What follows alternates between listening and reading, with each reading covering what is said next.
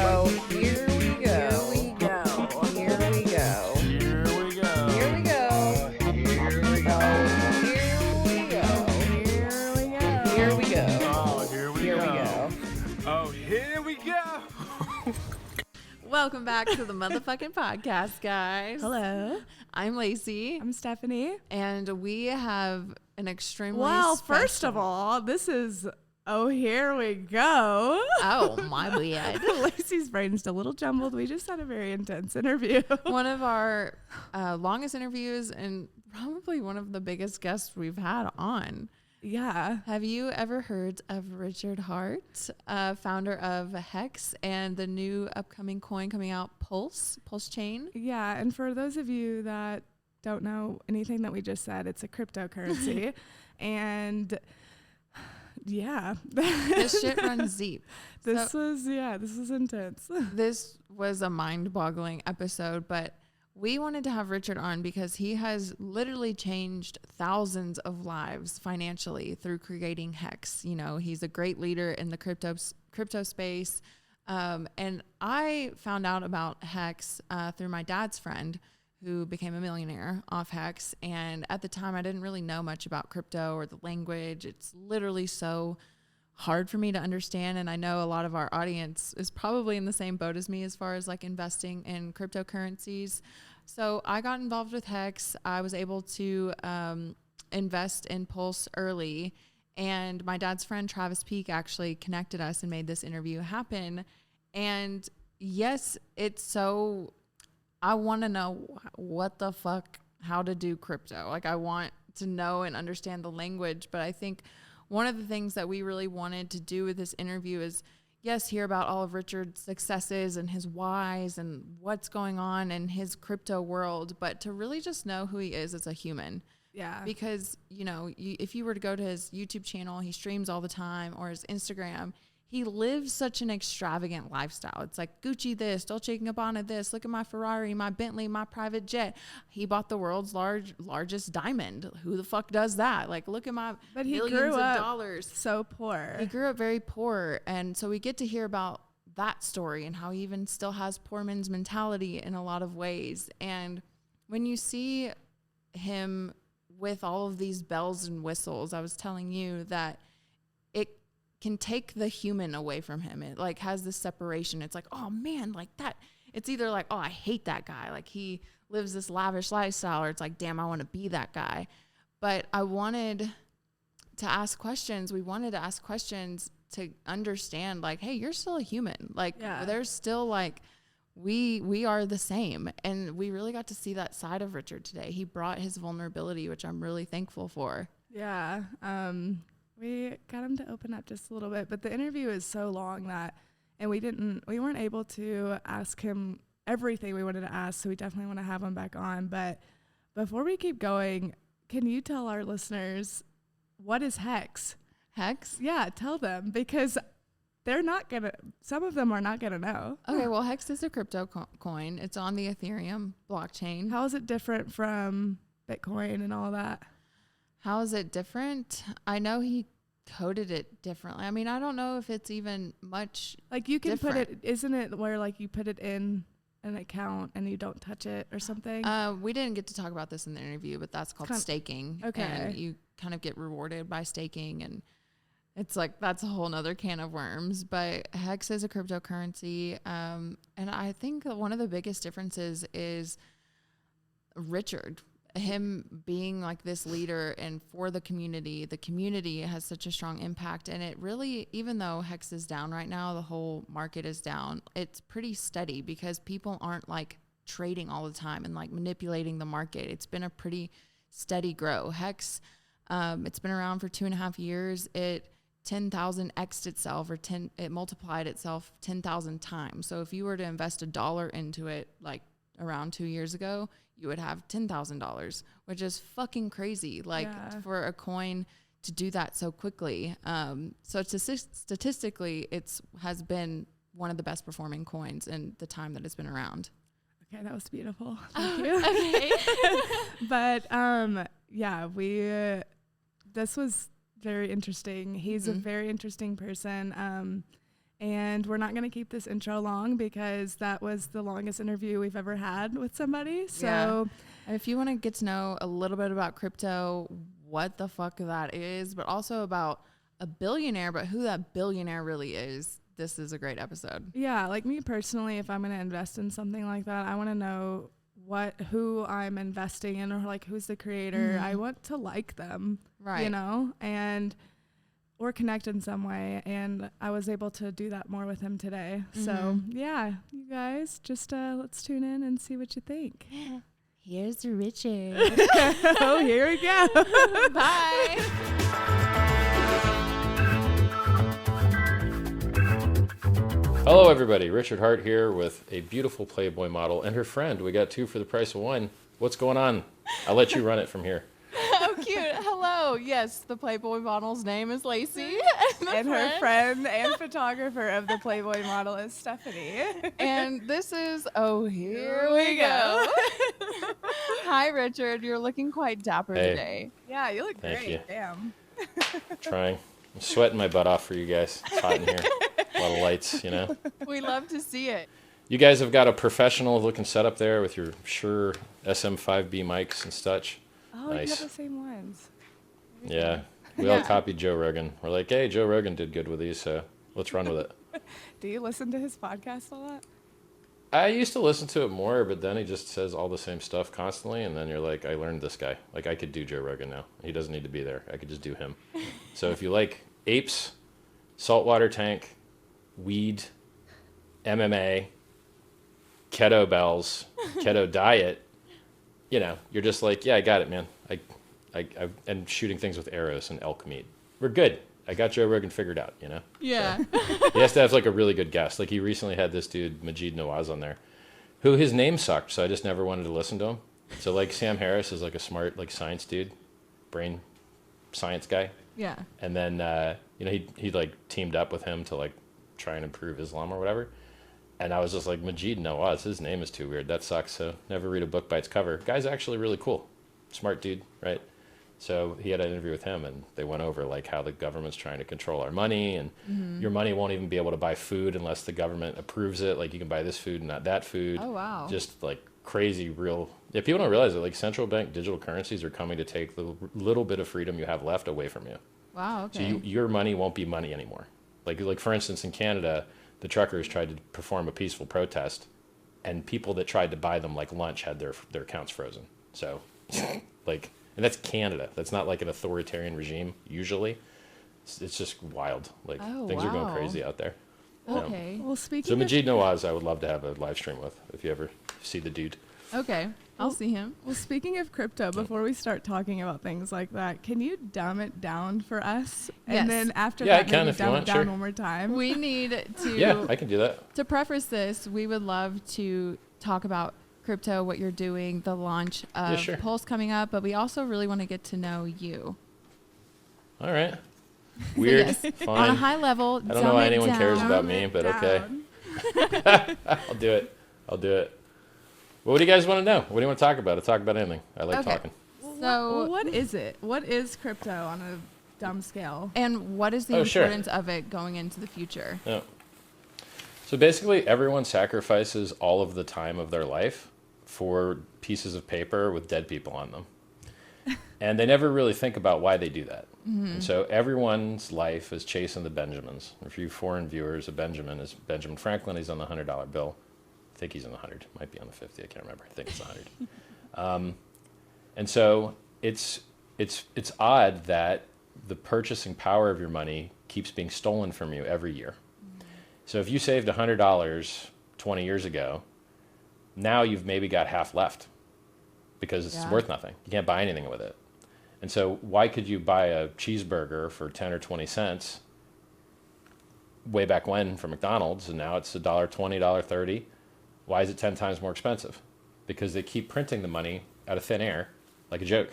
So no one needs your money that you worked hard for when they can go get the new printed out of thin air money from the government. And so the government is stealing your money from you, but they're not stealing the units, they're stealing the purchasing power. So they're, Okay. instead of taking away your units, taking away your currency out of your pocket, they're inflating the prices and making it so that you can't buy anything. So instead of taking your money, they're raising the prices by just printing money. Okay. And this is disgusting because you're literally stealing from people. And the people that are hurt the most by this are people that have fixed income, people that are retired, people that are injured, people that are on Social Security. You know, it's very hard for them to increase the amount of money that they make to try and survive. And now they can't afford to eat or get gas. And then the government is like, oh, we can't just print thin money out of, you know, you can't just print money out of thin air and hand it to people. It's literally just sending people checks. Yeah. There was a theory. Economists always said, well, you could do helicopter money to just drop money from helicopters. They did it. Like, it's no longer a theory. The government literally just started sending people checks.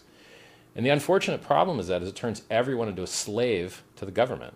And God forbid if the government doesn't like you for some reason and the check doesn't come, now you have to die. And Wow. America is a lot like that. Oh, your Yeah. leg breaks. Die. Oh, you need some expensive medicine. Sorry. Die. You know, there's no social medicine. You can get free emergency room, kind of, but that's not the best way to help humans, right? You want to do preventative medicine. You don't want to wait for everything to be an emergency. So, yeah, America, it's got some problems. One of them is stealing the money from the people by just keeping printing. Yeah. Now, if you think you've got it bad in America, they got it worse everywhere else. So in Europe, you know, you used to be able to buy about $1.3 with a euro. Now you can only buy 1.03. So about a third.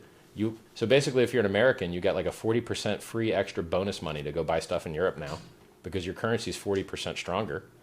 And then, like, is that fair? So a guy that lives in America can now outbid a guy that lives in Europe for a house by 40% for no reason. So Such a even good though the point. dollar is horrible on its own, it's better than the foreign currencies elsewhere in the world. So cryptocurrency solves a lot of these problems. You know, Yeah. instead of just the government printing free money all the time and making your money worthless, now you hold something that can't be printed out of thin air. You hold something with a very low inflation rate, or sometimes a negative inflation rate, a deflation rate, where it becomes more and more rare and more valuable. And then when you save, you're default richer in the future. But if you hold a dollar, you're default poorer in the future. And that sucks, you know? You get locked up, hospital, jail, something, you come back, you're poorer. Not because you spent a nickel, but because the prices are all so much higher. Yeah. This Rolex from the factory was $600,000. Now, to buy it, I paid $1.4 million. Why does it cost twice the money now? Because everyone has too much money. Like, it's stupid. Yeah. And that's okay. They're solving that. They're raising interest rates, and now the stock market will go down. House prices will go down. Bitcoin and Ethereum will go down. The prices of everything will go down. Okay, great. Right. Okay. I mean, Yeah. They're reintroducing a little bit of purchasing power to your dollar. okay. I loved this dumbed down version. This makes so much sense to me. And Was it? want- Did I? You did a good job. All right. Well, I wanted Thank God. to ask, you're the founder of Hex, which has Yep. it's statistically one of the best rate of return coins. It had a 10,000x Yep. within the first 2 years. Multiple people have become millionaires off of it, which actually that's Yep. how I came to be connected with you through Travis Peak. You've talked to him. That's how we got connected. He introduced me to Hex and Pulsechain. I wanted to know, what was your initial why of getting into crypto and creating a coin? And maybe you just answered it, but what made you do this? Well, it was a series of accidents. So I was rich and retired, self-made millionaire, came from a poor family in 2003. Bitcoin was invented in 2009. So I was already rich, retired millionaire in 2003, traveling the world. And then I basically got addicted to video games and spent all day from when I woke up to when I went to sleep playing video games and reading websites. And so then I had a really strong video card to play video games. It was an AMD, well, they didn't own it back then. It was called an ATI 5970. It had like 2 video cards on a single card. And it was really strong. And so back then, Bitcoin, you could mine it for free on your computer. You just double click an EXE Oh, wow. and it pops up and it starts mining. And then if you have a video card and you know how to set it up, it would like mine super strong. It would be the equivalent of like 50 computers or 100 computers. And I had that. So I was just like, I was reading Reddit, and Reddit had a bunch of technological stuff on the front back then. Now it sucks. It sucked less then. And I was reading about guys that had like sold their house for Bitcoin when it was $1. So I was mining Bitcoin back in March of 2011 at 50 cents a coin, but I was getting 50 Bitcoin at a time. So I'm bragging about having $25 then, but 50 Bitcoin now is $1.5 million. It's nuts. So you would just keep getting those. It might be more. Like, let me Yeah. check it. 50 times 30K. Yeah, it's 1.5 million. So, and it's been as high as like 3 times higher, right? Like Bitcoin was 69K, now it's 30K. So it's like 2.5 times higher. And so if you held it, you made a lot of money. But if you sold it when it 2x'd, you didn't get rich, right? So in crypto, it's funny. It doesn't matter how early you got in. It matters how long you held. Because a lot of guys sold on a double, and then they didn't get to hold it. The 690 million% rise that it's done so far, it's done a 69,000x. No more. It did more. It's done a lot, right? Wow. So then I discovered there's a lot of things wrong with it, and I could fix those things and make them better. And so I did. So like Bitcoin pollutes the environment. I've got Pulsechain, which does not pollute the environment. Bitcoin dumps the price all the time. The price would be way higher if miners weren't selling the coins all the time to pay to buy pollution.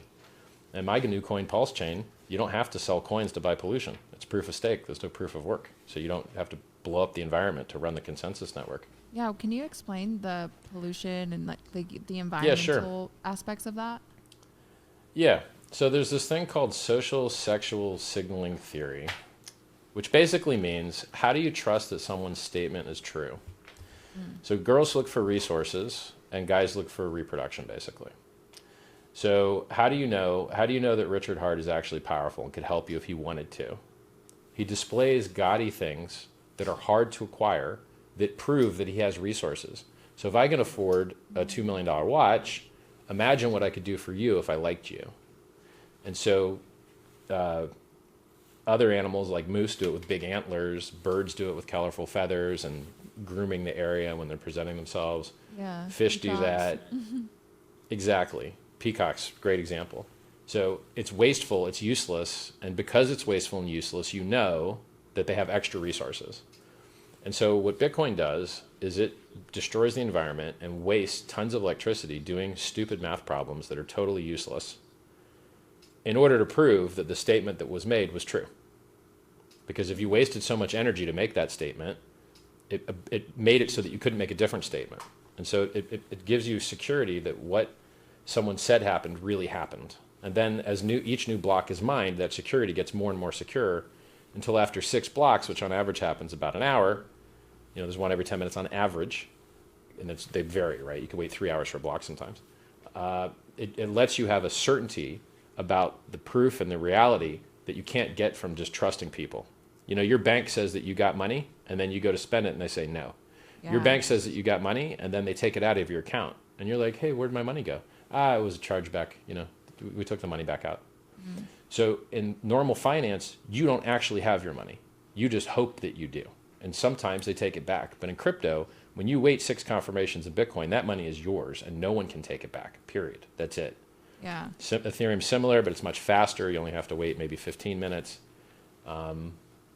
Pulsechain, very similar. So like cryptocurrency not only solves the government stealing all your money from you by making it valueless, by raising prices, by printing it, it also solves middlemen. So if you want to go shop in a store, Visa, MasterCard are getting rich on you. Why? Why are they getting rich on you? Why don't you have the option to interact directly with the merchant? Why is there a middleman? Always a middleman. And there's more and more of them all the time. Cryptocurrency gets rid of those middlemen. It's just you and the other person. It's open 24 hours a day. It happens 7 days a week. You know, if, like for instance, they cut off WikiLeaks. WikiLeaks exposed the government performing war crimes. They were just blowing up civilians. Guess what? WikiLeaks exposed them. They tried to get donations. Visa, MasterCard, PayPal shut them off. Is that fair? Is it fair that someone exposing war crimes gets removed from the ability to fund? Is it fair that protesters, you know, that just want their freedom of movement, the people that try and fund them and buy them lunch, they get their accounts shut off? If you don't have the freedom to transact, you don't have any freedoms. You don't have a freedom of speech if you can't pay to get a ride to the event. You don't have freedom of speech if you can't pay for an internet connection. If you can't pay for things, you don't have freedom of anything. So if you care about freedom of speech, you care about freedom of movement, you have to be able to use your money. It's also a national security issue. In a time of war, what's the first thing that's going to go down? Internet's going to go down. And what's going to stop working? Visa's going to stop working. MasterCard's going to stop working. Even cryptocurrency will stop working. We need physical cash for times of war. We need physical cash for cataclysmic events, hurricanes, tornadoes, floods, tsunamis. We need physical cash to have what they say is our right to privacy. You know, United Nations Charter, Fourth Amendment of the United States, freedom from unreasonable search and seizure. All of these things say that we have a right to privacy, but every single law that gets passed removes that privacy from us. We barely have any left. Yeah. We used to have privacy in the mail. Someone opened your mail, it's a federal crime. Now everyone reads your email. Google reads your email. Your ISP reads your email. Oh, that's true. Every app you install asks for a copy of all your contacts. You're like, oh, I want to install like a flashlight app. Cool. Have all my contacts and my location and everything real time forever. Yeah. It's horrible. And people just give it all away. Cryptocurrency is one of the only things in the world that can return the power to the people that they forgot they even had. Wow. And they don't realize how important it is until bad things start happening. So the goal. So when the government shuts your account off, I don't know if you've been banned yet. I've been banned off YouTube 4 or 5 times now. Oh, no way. So I'm always this close to getting banned. So you better follow me on Twitter. You better follow me other places because you might not see this video again. It might be gone. I have to use weak keywords in the description and weak keywords to not just get instantly banned. Wow. I'm still worried about posting timestamps later because they might ban me for one of those keywords. Wow. It sucks. You're this far away from being removed from society. If you get banned from Facebook, YouTube, TikTok, and Insta, do you exist? Is that it? Can anyone tell you are in the earth anymore? It's like they take away your voice. Wait, so is the overall goal it's crazy. for paper money to not exist anymore? For the governments, yes, because it gives them more control over you. So while if governments want to get rid of paper currency, and in some countries they have. If you go to Sweden and you try and get a taxi, the taxi will not serve you unless you have a credit card. They do not accept cash. In Germany, there's places that don't accept credit cards. They only accept cash. So it's very weird that one of these countries has it wrong. And I don't think it's Germany, because they had some bad stuff happen there, where some people got killed because they hunted down the records.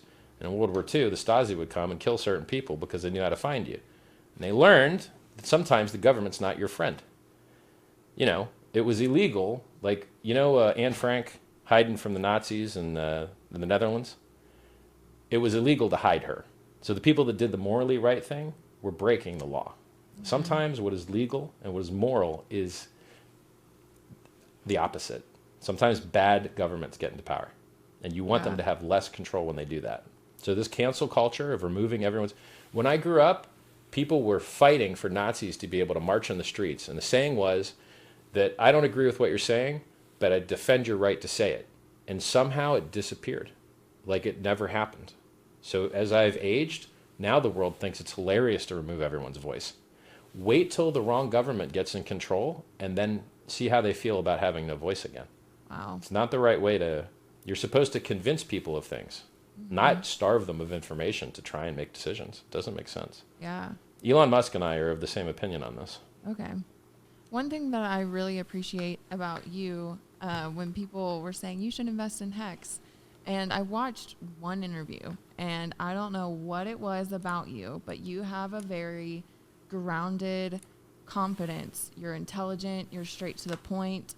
I love that you are such a leader of your community. You're the face of it. You're constantly responding to people. You're constantly updating and live streaming. It's no bullshit. And I was like, immediately, I just trusted your ass. For some reason, I just feel like you're this Midwestern boy that I know. But, now you're dressed up in Dolce & Gabbana and you have all of these things, which cool. Well, this is entertainment. I've heard you say I'm it's trying marketing.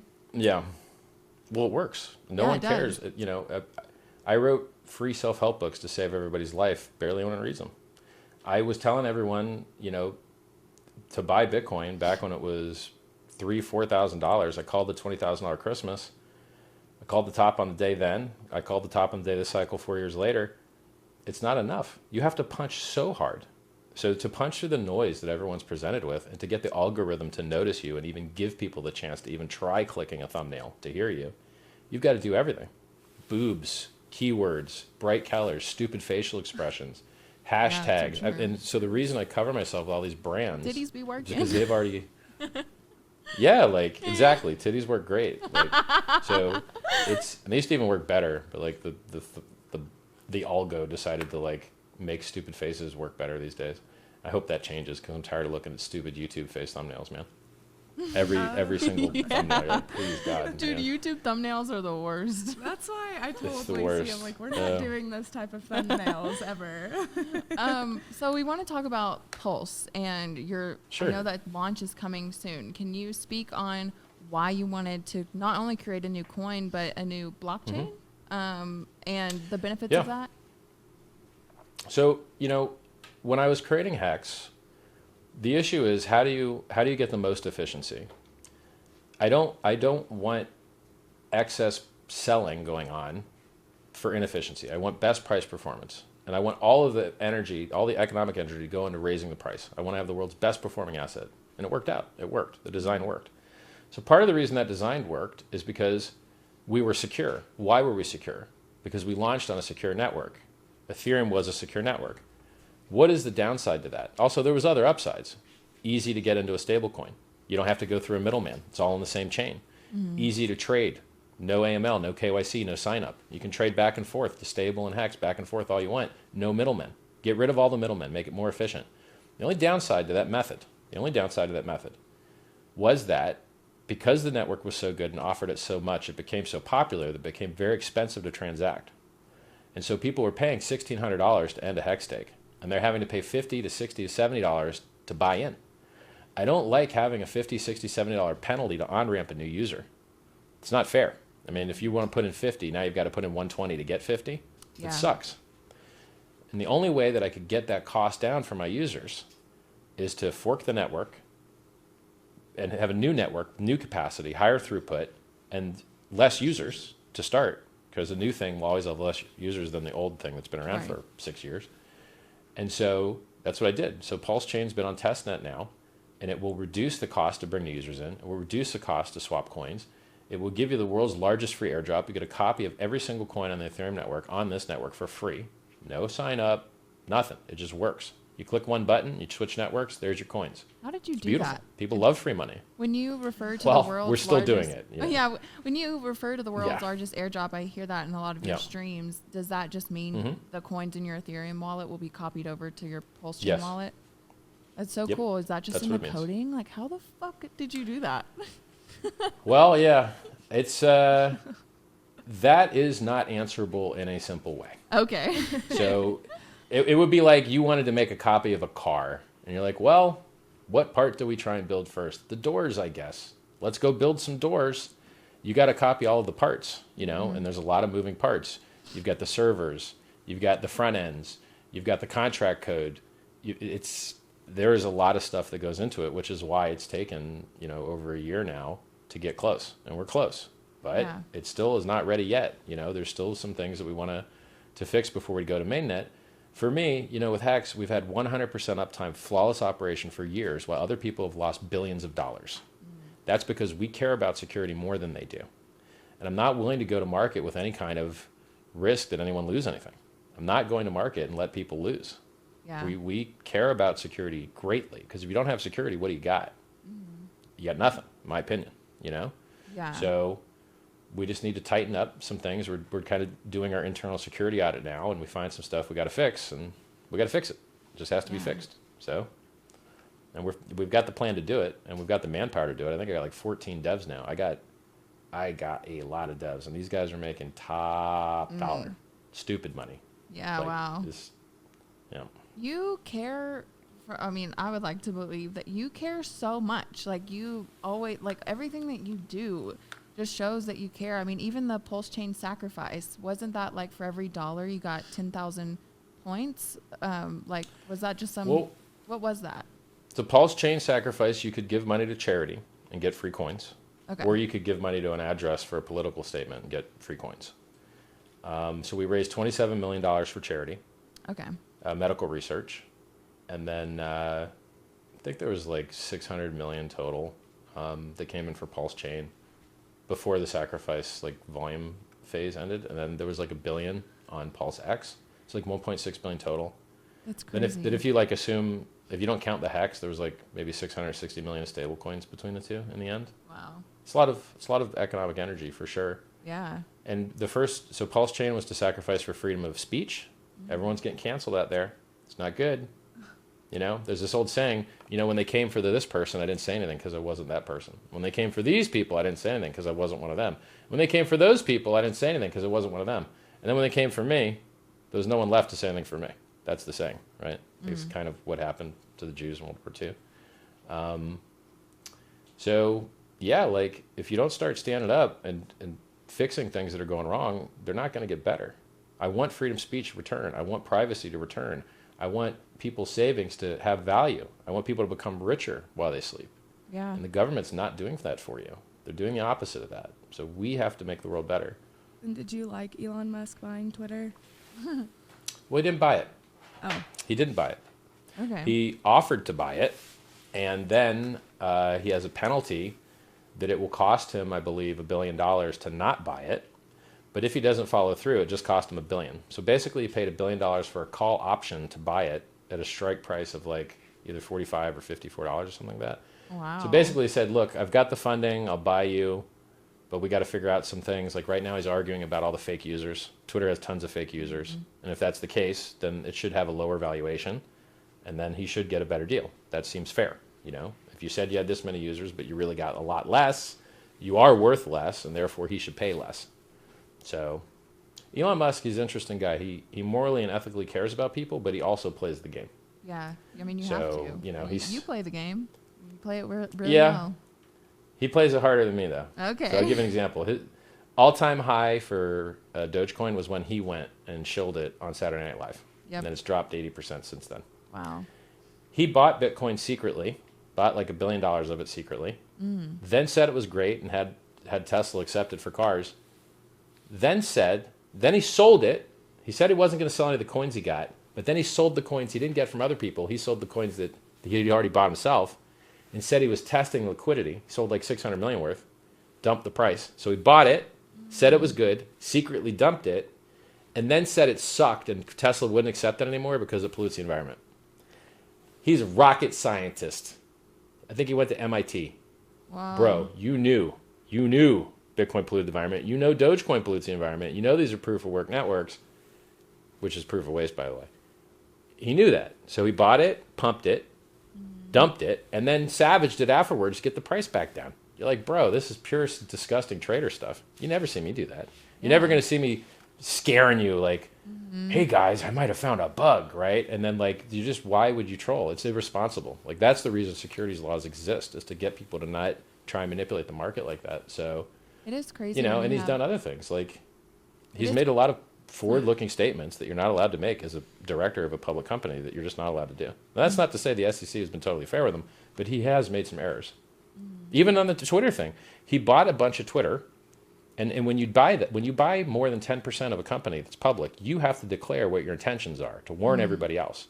And Yeah. he should have filed a form that said he was looking to become an active investor and take a role in management. But he didn't do that. He filed the form and said he was going to be a passive investor, not take an active role. And then a couple days later, he's like, yo, I want to be on director. And then a week after that, he's like, yo, I want to buy the whole thing. You're like, hey, man, you played the game. Like, you filed the form wrong. You punked everybody. Like, he's working angles, you know? So he builds amazing stuff. He cares about the world, but he does work angles, whether he's aware of it or not. Yeah. As far as crypto goes, I think you've already kind of answered this, but in like one sentence or however many you need, what is your why? Like, what is your driving force in this I'm in it space? for glory. For glory? I want to win. I want to win. And I You want to win always- the hearts of hearts I can't win. So Have I you want always everyone had to a understand I'm better competitive than them. nature? Oh, yeah, Yeah. forever. Yep. Yep. Where are I you hate from losing. originally? Yeah. Broken keyboards. You're like, how on earth? Like, how did this happen? Stop gaming. Like, I mean, we do want to get more into the personal stuff and your story Sure, and like the good. upbringing. But before we do that, All is right. there any high-level updates for your hexagons that you want to get out there? yeah, sure.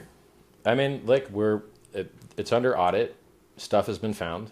It is being worked on. As soon as I have a time frame, I'll give you the time frame. I know you guys are tired of hearing weeks, but it feels like weeks to me, man.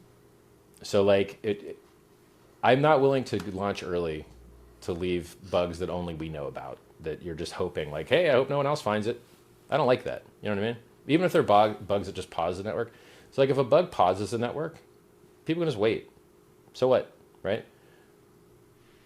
So I mean, you could launch with those kinds of bugs, and most blockchains do. Like most blockchains have had problems that got fixed later, and it was still fine.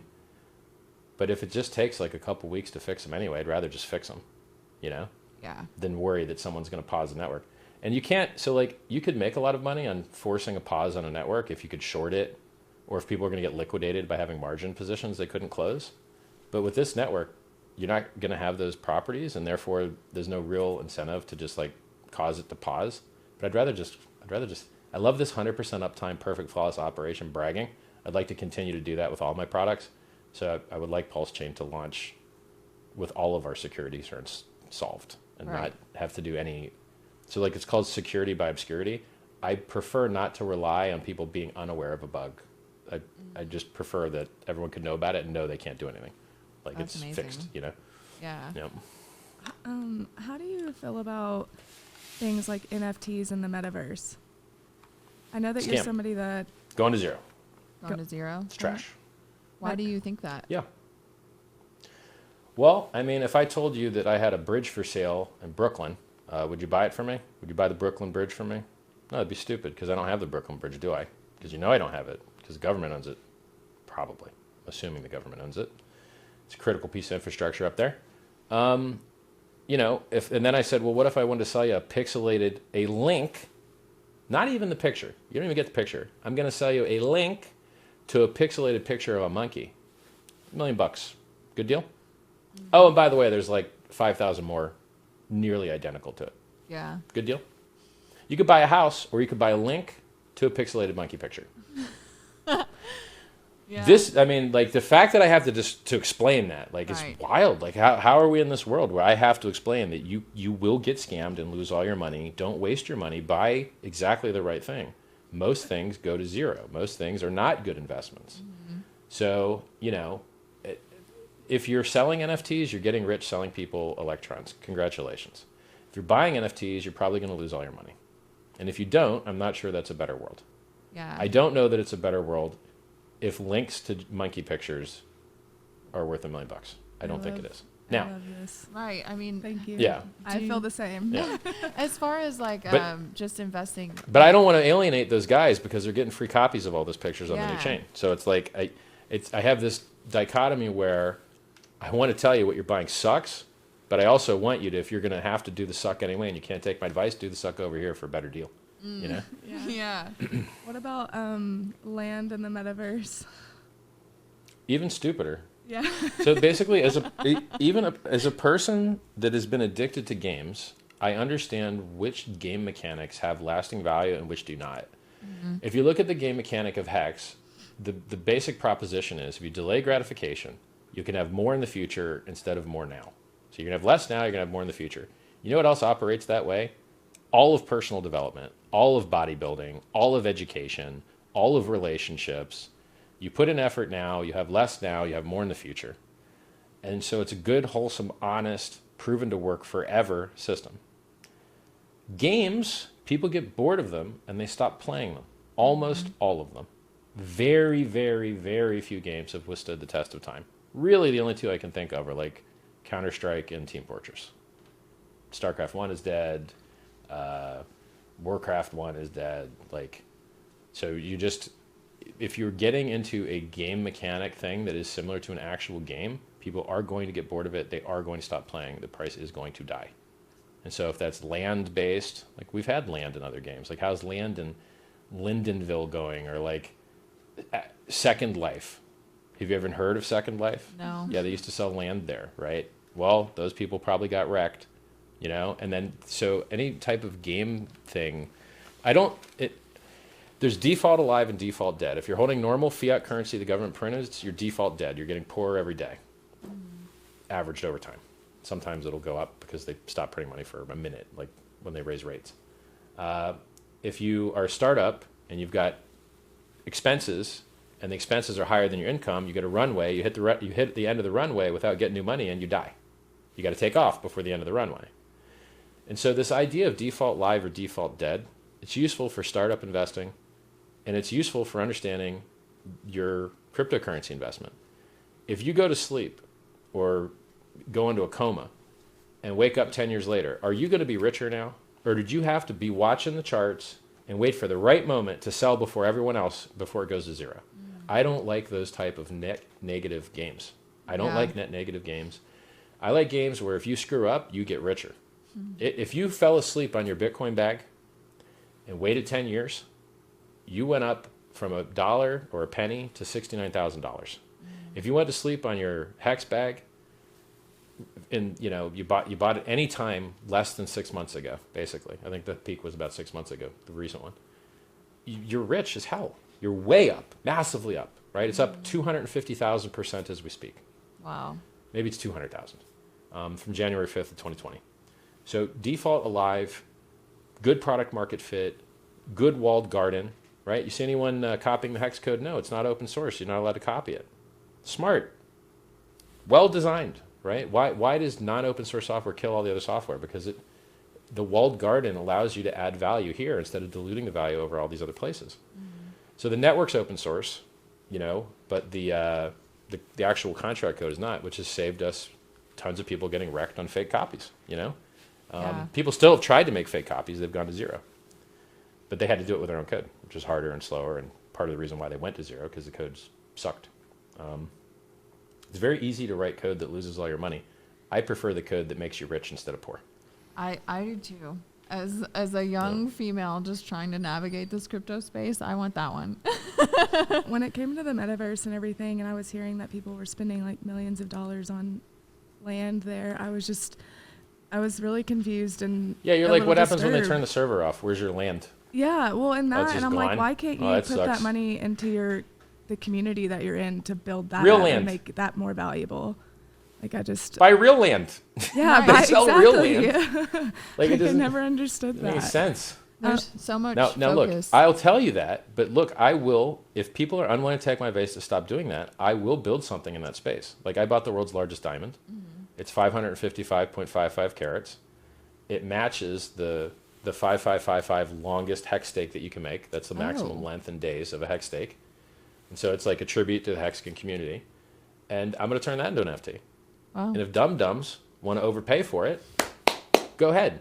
Better you buy my stupid NFT than the other stupid NFT, right? And then hopefully I'll try and make it better in the ways that it can be, right? Like I understand what can make an NFT thing better, but I still don't think it's a good use of your money. It's interesting that I understand not everyone's going to follow my advice. They can't stop doing dumb behaviors, and then I'll try and reduce the harm, but the harm may still be there, right? So like I may have created a margin trading product, even though I'll tell you it's the most destructive thing you could ever do with your life. You'll lose all your money. Don't ever margin trade. Don't even trade. Trading's terrible, I have one friend that. I mean, look, just like Pulsechain, a lot of scams will launch on Pulsechain. Tons of scams. Okay. But it's unavoidable. You want to make a censorship-resistant network? People are going to create scams on it. Period. What would be a scam? Yeah, like how to... Oh my God, there's coins you can buy that you can't sell. They're like fake contracts. Price only goes up. You buy, and then the founder can sell, but you can't. Like you connect to a website, and then it's a fake website, and you like authorize it, and then it just steals all your coins. Oh, have a fake giveaway. It happens all the time. If you're listening, if you follow me on Instagram, a fake me will message you and try and scam you. I've got a blue check mark next to me, so it helps get rid of those guys a little bit. So if a fool and his money will be parted very quickly. And particularly live streams. There'll be 20 live streams right now that are fake live streams. They take a copy of a real live stream, and then they frame it with an ad for a scam. Send one coin, get two back. And you check the addresses, and they get coins. Yeah. So, you got to be careful. You'll make the best. This is the best potential in the entire world. If you get this right, you never have to work again a day in your life. But if you get it wrong, you lose everything. Wow. And there's also extreme volatility. There's dips. I mean, Bitcoin's down 60%. Ethereum's down 60%. Hex is down 60%. But Hex has dropped like 80% like 10 times in the years, and it just keeps going up higher. So we're volatile by design. Like it's okay. Yeah. But if you buy something that's not supposed to be volatile, like a stable coin is supposed to be $1, and that goes to zero, you're very unhappy. The way that Travis Peak described crypto to me, because I was very new to this, like at the beginning of the year, and he said that you have to be extremely careful. He was coaching me on like security and like make sure nothing is ever on your phone. And he described it as it's like the wild, wild west, like the gold rush back in the day. That everybody is like going crazy over it, and there's not much like rules or regulation. So like anything goes right now. Well, the funny part is they're scamming in the regular world too. They'll scam you out of your normal bank account. They'll send you a fake invoice to your company for stuff you never ordered, and then companies are stupid enough to pay it. They'll tell you there's a Nigerian dude that's got $50 million locked up in customs. He just needs $5 million from you to get it out. I mean, there is no shortage of scams outside of crypto. You know, hey, was Theranos a scam? Traded on the NASDAQ. Yeah. Was Bernie Madoff a scam? He was the CEO of NASDAQ. Was Enron a scam? So there's scams everywhere. It's not just crypto. Legacy is full of scams too. Right. We just know about these ones more because we're in the space. Right. I think we want to get into your personal life. All right. Go ahead. Okay. So All right. Well, we want first, where are you from? yeah, right? like where did you grow up? I was born in Pittsburgh, Pennsylvania. Okay. So for you girls that are into that astrology stuff, I was born in Pittsburgh, Pennsylvania on October 9th, 1979. At either 11:03 or 11:06 p.m. I can't remember. Okay, I'll make note of that and look that up later. You search my tweets. It's Wait, in my what tweets. sign is that? I don't know. That's a Libra. Okay. Oh, that's Apparently, a nice. Libra is an air sign. Okay. I was hanging out with a girl last night. This was hilarious. I was hanging out with a girl last night, and she looked me dead in the eyes, and told me that like going to hell wasn't that bad, and she like Going to what? worships Hell? a certain demon, a money demon, but there's two different money demons, and then like the one didn't help her, but this other one's helping her. What's his Oh. name? I don't remember the demon's name. So like How did you yeah, take some that? people I hang out with. Is there like an app you use people? Richard, It was the most. I literally made a voice recording. I'm like, this girl just straight up stared me deep in the eyes and told me, "Hell isn't that bad." Like real serious look. I'm like, yo. I need to know about All your right. dating life. What is it like for you? Because I know your privacy and security is top tier. Yeah. How do you even do Yeah. that? Like trusting people, dating. Like, are you even looking to be in like a monogamous thing? Or are you just kind of floating around? Do not care for monogamy at all. Did it? I had 2 8 years. I'm good. Oh, 2 8 years. I'm gonna Wow. go fool around now. Yeah. You I'm tried? gonna go fool around. Yeah. Yeah, I did it. I mean, they're supposed to time out. So the way relationships work is you're supposed to think they last forever, but they actually don't. And the reason that they don't is good. So we could be like aspen trees and just make copies of ourselves. But if we did that, there'd be less variety in the next generation. And not only would there be less variety, there'd be less excellence. Because when you have sex, where a boy and a girl are there, boy chooses the traits that are good, girl chooses the traits that are good. You're both making good selection. Now your offspring tends to be better. So Usain Bolt, fastest man in the world. Usain Bolt's parents, not the fast people in the world. Well, you got progress. So what else creates progress? A new partner. All right, and when should you have a new partner? When the last kid is good to go. Well, when's that? About 7 years. And so if you look at people's relationships, they cycle at a 7-year frequency, whether they're aware of it or not. And it's an emergent property across different cultures. It's not just restricted to Western culture. It's all over the place. So I think it's built into the human. And we're not the only animals that have this. Lots of other animals have sex. Lots of other animals have culture. Lots of other animals have ethics and morals. You know, a dog is born, doesn't start just trying to kill its mom. Yeah. It's cool. It's like kin, family, we're cool. Not family, less cool. And then we're just like smart monkeys, basically. So, you know, if you realize that relationships are meant to end and you plan for it, you don't have to like try and accuse one person of being the reason. It's your fault. No, it's your fault. No, it's the same reason you guys got together in the first place, to create variety. You don't realize it. It's the same reason you're going to get apart, to open up a chance for a new relationship, to create more variety. It works. So it's you're been 100,000 generations of that working. I've So I'm never just heard it practicing. explained I'm like getting that. as much practice as I can. well, so think I your last invented it, two but there's a breakups lot were of- mutual?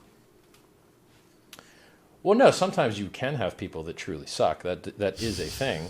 But even in that case, if you take responsibility, you become stronger. But if you don't take responsibility, you remain weak. If someone runs into you with their car, you can pretend it's their fault, or you could realize you could have worn more reflective clothing. You could have walked a different path. You could have went out at a different time. You could have watched your surroundings more safely. You could have had a team of people around you. You could have, like, you had so many other options that make you powerful if you accept responsibility, even for the things that aren't really your fault. Right. So Just awareness. most of relationship is choosing the right person, truthfully. So are your If you parents choose the right together? person, everything's easy. If you choose the wrong person, you're wrecked. Nah, they're broke up. But my mom went crazy. So my mom became schizophrenic, and my dad did everything he could to like keep it together. But if you're in a relationship when someone's truly lost it, it's basically impossible. Like you're just torturing yourself. How old were you? Because when no, you- like you'll maybe 10 or something like that. Your life will be like 80% worse, and their life will be like 7% better. It's just not a good deal. Like with someone truly like in psychotic world, it's not a good deal. But then also when if they're lucky enough to take pills and get fixed, that changes them too. They put on weight, they get shaky, they think different, and then you're just like, it's a real rough deal. If you're in a relationship one and they lose their mind, it's a rough one, Can we touch on? So they broke up. Can you touch on your mom having schizophrenia Sure. and were you a Yeah. child when all of that was happening? Yeah. She started sealing up the air vents, thought stuff was watching, covering up the television, thought things were watching, hearing voices, almost no violence at all. One Right. time just took a hammer and started bashing up the living room. But other than that, pretty chill. And then she got lucky and got some pills that helped her out. Some people never get lucky. Sometimes the pills that they have, they don't help those people.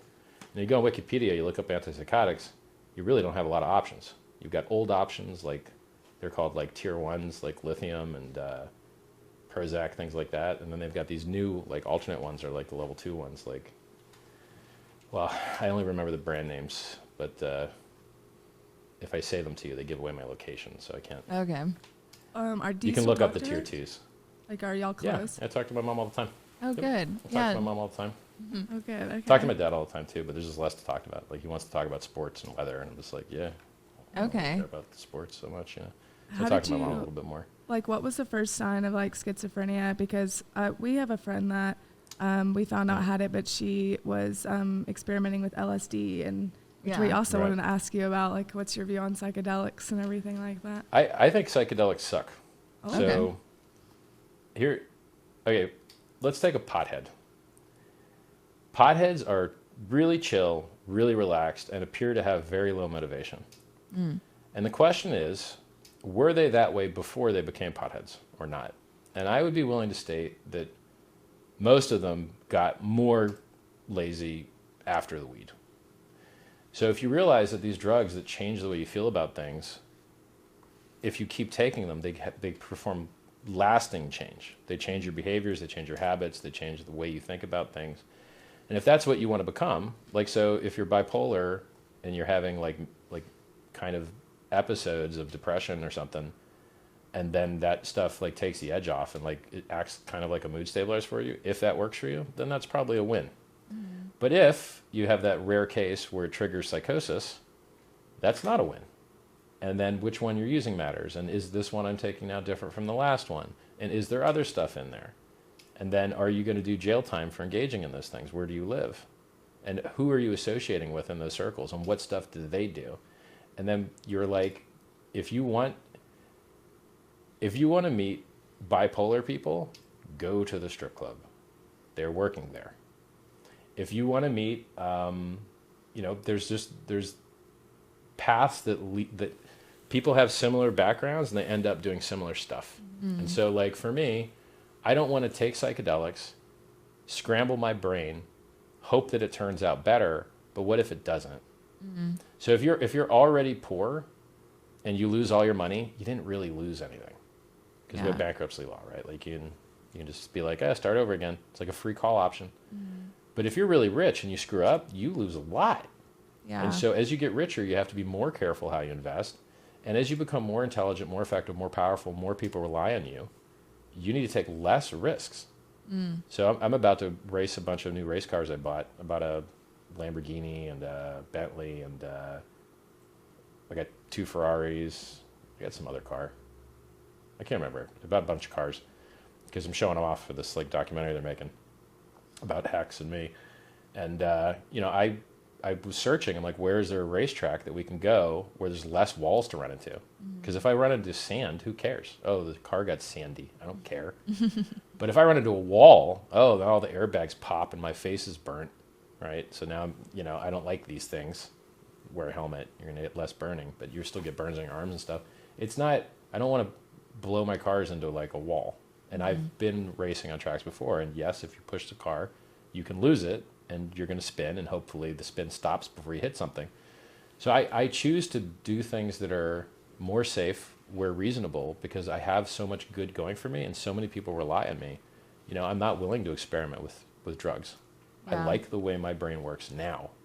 I don't want to be less motivated. I don't want to have less drive, I get your perspective. But there's people out there, there's people out there that are. So basically, I'll take you something from Tony Robbins for you. People have 6 human needs. This is his belief. I have a better one, I believe. If you read my book, t.me/sci-vibe, it's for free. My book is better than I am. You should read it. It's free. And there's an audiobook version. You can go search it. This girl, SJ, she made an audiobook reading the whole thing for free. You can just click play. So you've got needs that fight each other. You got a need for certainty and a need for variety. Certainty means if I saw part of my roof fall on this guy here, and I saw part of my roof fall on somebody over there, and these people were getting killed, I would have a very hard time talking to you because I would be worried about this part falling and killing me. So without a certain degree of certainty, we can't even function as human beings. But we also need variety. I don't want to eat the same food all the time. I don't want to watch the same movie all the time. I don't want to hear the same song all the time. And so these two needs fight each other. Your need for certainty and your need for variety fight each other. So me, I like the way my brain works, but yes, I still like to meet new people and have new experiences. Yeah. And so that's how I fulfill this. And other people, they're in different orders for different people. Some people want more variety, less certainty. Some people want more certainty, less variety. Now you got 2 other needs, significance and connection. I push significance hard. I'm going to tell you what my watch cost. I'm going to tell you about my Ferraris. I'm going to work them into conversation to humble brag about them. Because I want you to know that I'm better than you so that you're either angry and then you make yourself better to compete, or you realize that we can work together and find synergy. And so the way this flexing thing works is that you hate it and it's disgusting, and then you click subscribe because you want to be disgusted, right? There's people living on a higher level than me. I follow them, and I get angry when I see them post, and I keep trying to raise my level, right? Because this is how guys work. We're competitive, right? Yeah, you are. So so the art is, this would be all loss. Like I just bought another $135,000 watch today. I posted it on the watches forum, and I made sure that all my other watches were in the background. And I posted the prices, and this makes them very angry because they know they'll never have that as long as they live. But if they were smart, they would go, how did he get that? Oh, he wrote a book about how to do it. And he just did what was in his book. These currencies I created, you would have arrived at that conclusion if you'd read my book. The book has the recipe, the plan. And so if they drop their ego for a minute and try to learn and realize that we could work together. Right. So if 50% of people hate, or even 75 or 80% of people hate, the 20% that don't will come and be part of something beautiful, and we'll change the world together. Yeah. And there's no other way for me to reach these people. I've tried, right? I tried to buy an ad for myself in a magazine. They said no. They wouldn't take the crypto. I was like, okay, well, how about me? Can I just advertise me? They're like, nope, not you either. And this is a magazine that posts the stupidest stories you've ever seen. Wow. Midget perform sex acts with animals for wafer crisps. I'm like, really? So you guys will take, this is your gig. This is what you guys, I think it was the Daily Mail in the UK. They just, it's crazy. The censorship is wild. We used to have ads in the Economist magazine. They won't take them anymore. Price was 100 times lower then. So if you read it in the Economist magazine, you would have made 100 times your money, but they're too good for the ads now. Instead, they want you to get wrecked. Hey, go buy securities. How are securities doing? How's Coinbase stock doing? Oh, it's down 90%. Good job, guys. Good job. Glad you shilled that trash. And so I live in a world where the stuff that can save people, they hide, and the stuff that will destroy you, the margin trading, is right out front. All the advertisements you see, margin trading. How do you lose all your money? Margin trading. Terrible. So I'm trying to save people, and I'm doing anything I can to get it done. And it's, by the way, I put my penis size in the description of the video. This makes a lot of people very angry, probably people with smaller peepees. But if this is what I have to do to be outrageous to get more people to watch, I'll do it. Yeah. Is there any parts And my of friends you, have bigger D's than me, so I'm not even like, my friends don't mind. They're like, yeah, whatever, bro. Yeah, you run with that. I'm like, okay. It's hilarious. are there parts of you that still have a poor man's mentality since you grew up kind of Oh, more? yeah. Oh, tons, yeah, for sure. I hate getting bad deals. I hate paying retail. I always ask for a discount. If I'm buying from your store, I'm asking for a discount. Yeah. It's a matter of principle. Like, there's a coupon, I'm using a coupon. That never goes away. I want value. You know, I want efficiency. I want value. What about It's things very at hard. home? By the way, these watches, I made money on all these watches. My watches have outperformed anybody's portfolio watching mostly. Like I'm up 2x on my watches. How's everybody's portfolios doing? You know? So I just win, man. Win only. The only thing I suck at is dieting. Diving? Dieting, I suck. Dieting. Oh, dieting. Too much meat. Okay. I will have clothes that don't fit now. Which yeah. we That's the only don't, thing I yeah, suck we at. want to ask you that because we know that longevity is very important to you, and you do have a thing where you want to have this belief where you do want to live forever. And we wanted to ask you, how do you feel about plant-based diets? They're okay. So the thing about plant-based diets is that there are nutrients that you have to supplement with. So I think you have to supplement with B12 and, you know, omega-3 fatty acids everyone has to eat. That's why they're called essential acids. Your body can't make them. It can't synthesize them. You have to eat them or you die. So if you just tried to live on rabbit, for instance, you'll die of rabbit poisoning, which basically is you didn't get enough omega-3 acids. If you're on the ocean, you need to get vitamin C or you get scurvy. So if you watch your macros and you know, it can be very hard to get enough protein in the past. It's easier to get protein now because you can get pea protein or peanut protein or seitan or soy, you know. I think soy makes some people fart a lot. I don't really like the taste, so I don't bother with it. But you can make a plant-based diet work, sure. I mean, there's some jacked bodybuilder dudes that make it work. Your body doesn't care that much. Like, I mean, if you wanted me to shill plant-based diet to you, I would say, like, when you eat meat, the protein in the meat is from the plants. Yeah. That's where the protein came from. Right. The animals got it from the plants, and then you eat the animal, and then you actually got it from the plants too, but just through the animal. Going Now, look, straight I had to a big source. steak today. It tasted fabulous. I'm not giving it up. If you weren't supposed to eat it, it wouldn't taste good. For real. Why, you know, Yeah. why does steak taste good? Because you're supposed to eat it. Why do we have a specific flavor receptor for umami, which comes with cooked meat? Why do we have canine teeth, right? We are supposed to have meat in our diet. Historically, it is not supposed to be the majority of our diet. We have mostly plant-based teeth. So probably if you tried to mirror the way your physiology was designed, you'd end up with mostly plants and some meat. Can you But if speak? you're doing bodybuilding, you just eat more protein if you can. Can you speak Less on carbs, more your protein. plans of like extending your lifetime, or Sure. dare I say, being I'm hoping- immortal? I hope someone. Well, you're never going to be immortal because the heat death of the universe Okay. will terminate you, and Yes. like the sun will continue to enlarge until it consumes the earth. And you know, you might just get bored and kill yourself. Who knows, right? But I look forward to that opportunity. I'm not going to preemptively kill myself to like be like, oh, it is boring. I'd rather just die then instead of earlier. People worry about like if you cure aging, you're going to have all these like 100 years running around. You're like, yeah, in like 100 years. In 100 years, we'll have to worry about all the extra 100-year-olds running around. Like, you know, it takes 100 years to develop that problem. So all the pro-death guys, they have everything wrong. They say stupid things like dictators will live forever. Nope. Every dictators are getting killed left and right. None of them are dying from aging. Very high-risk job. Oh, people will stop progressing. Well, we already have like increasing life expectancies like constantly already, but yet we still have progress. And cultures are different as well, even though they both have old people, right? Like Chinese old people act different than like Norwegian old people. They say stuff like, we'll run out of space. You go on an airplane, you look down, it's all empty. Like literally, everything's empty. People choose to stack on top of each other because the restaurants and dating are better. They don't have to do that, particularly in the digital economies we have now. We've got 2/3 of the planets are ocean. Most of the ocean's unexplored, at least in the bottom of them. You just go through it and you're like, guys, all these points you have for being lazy and dying through lack of effort, like Steve Jobs is dead. Why am I doing better than Steve Jobs? Because he screwed up. He had way more money that he could have spent to save his own life. He knew he was 40% likely to die cancer, 40% likely to die heart disease. He put no money into saving his own life, or not enough. Now he's dead, and how many other people are going to make the same mistake? And am I going to make the same mistake? Now, I already raised $27 million. And after Pulsechain launches, and I'm going to have a vacation and have some fun and flex some more, eventually, I want to move my lady tier quality up. a notch, right? Like I kill with what is available, but I want something better to be available. Do you want Like, kids? if I go to a party, these are like, yeah, eventually, but I feel young, so I'm not in a rush. Okay. Maybe 5 years from now, maybe. What were some challenges? So like, oh, sorry. good.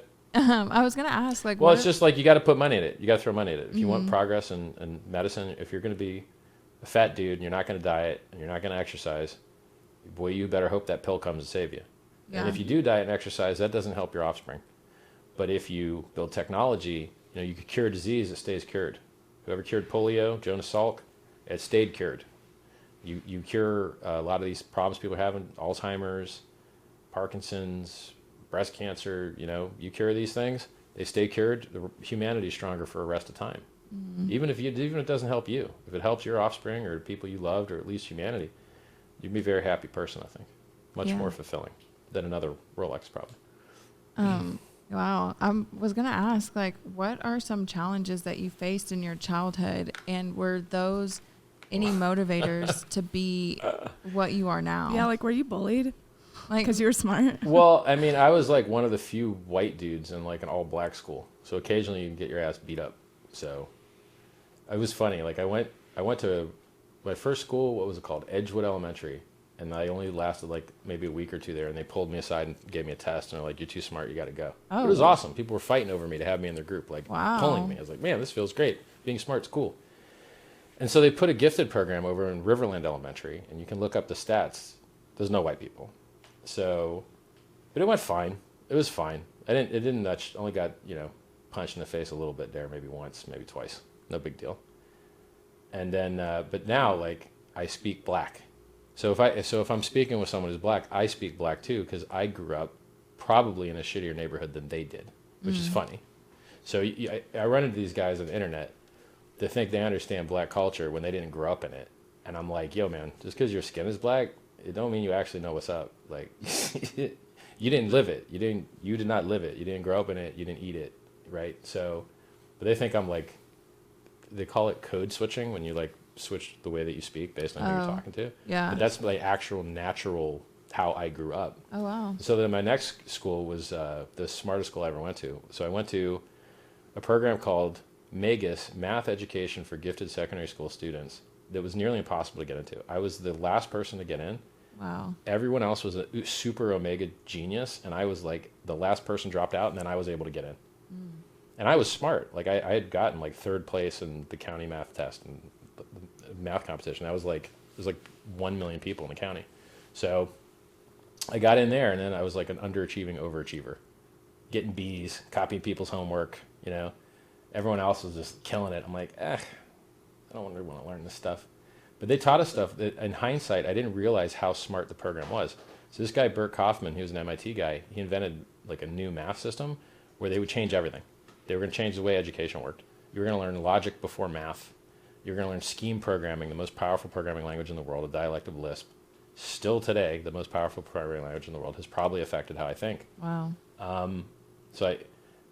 Then I went to high school, and it was stupider. And I'm like, why are you guys trying to teach me the same stuff? We already learned all this stuff. Then I went to college, and it was stupider still. Whoa. And I was like, wow, just like everything got dumber after middle school. Was this still in So Pennsylvania?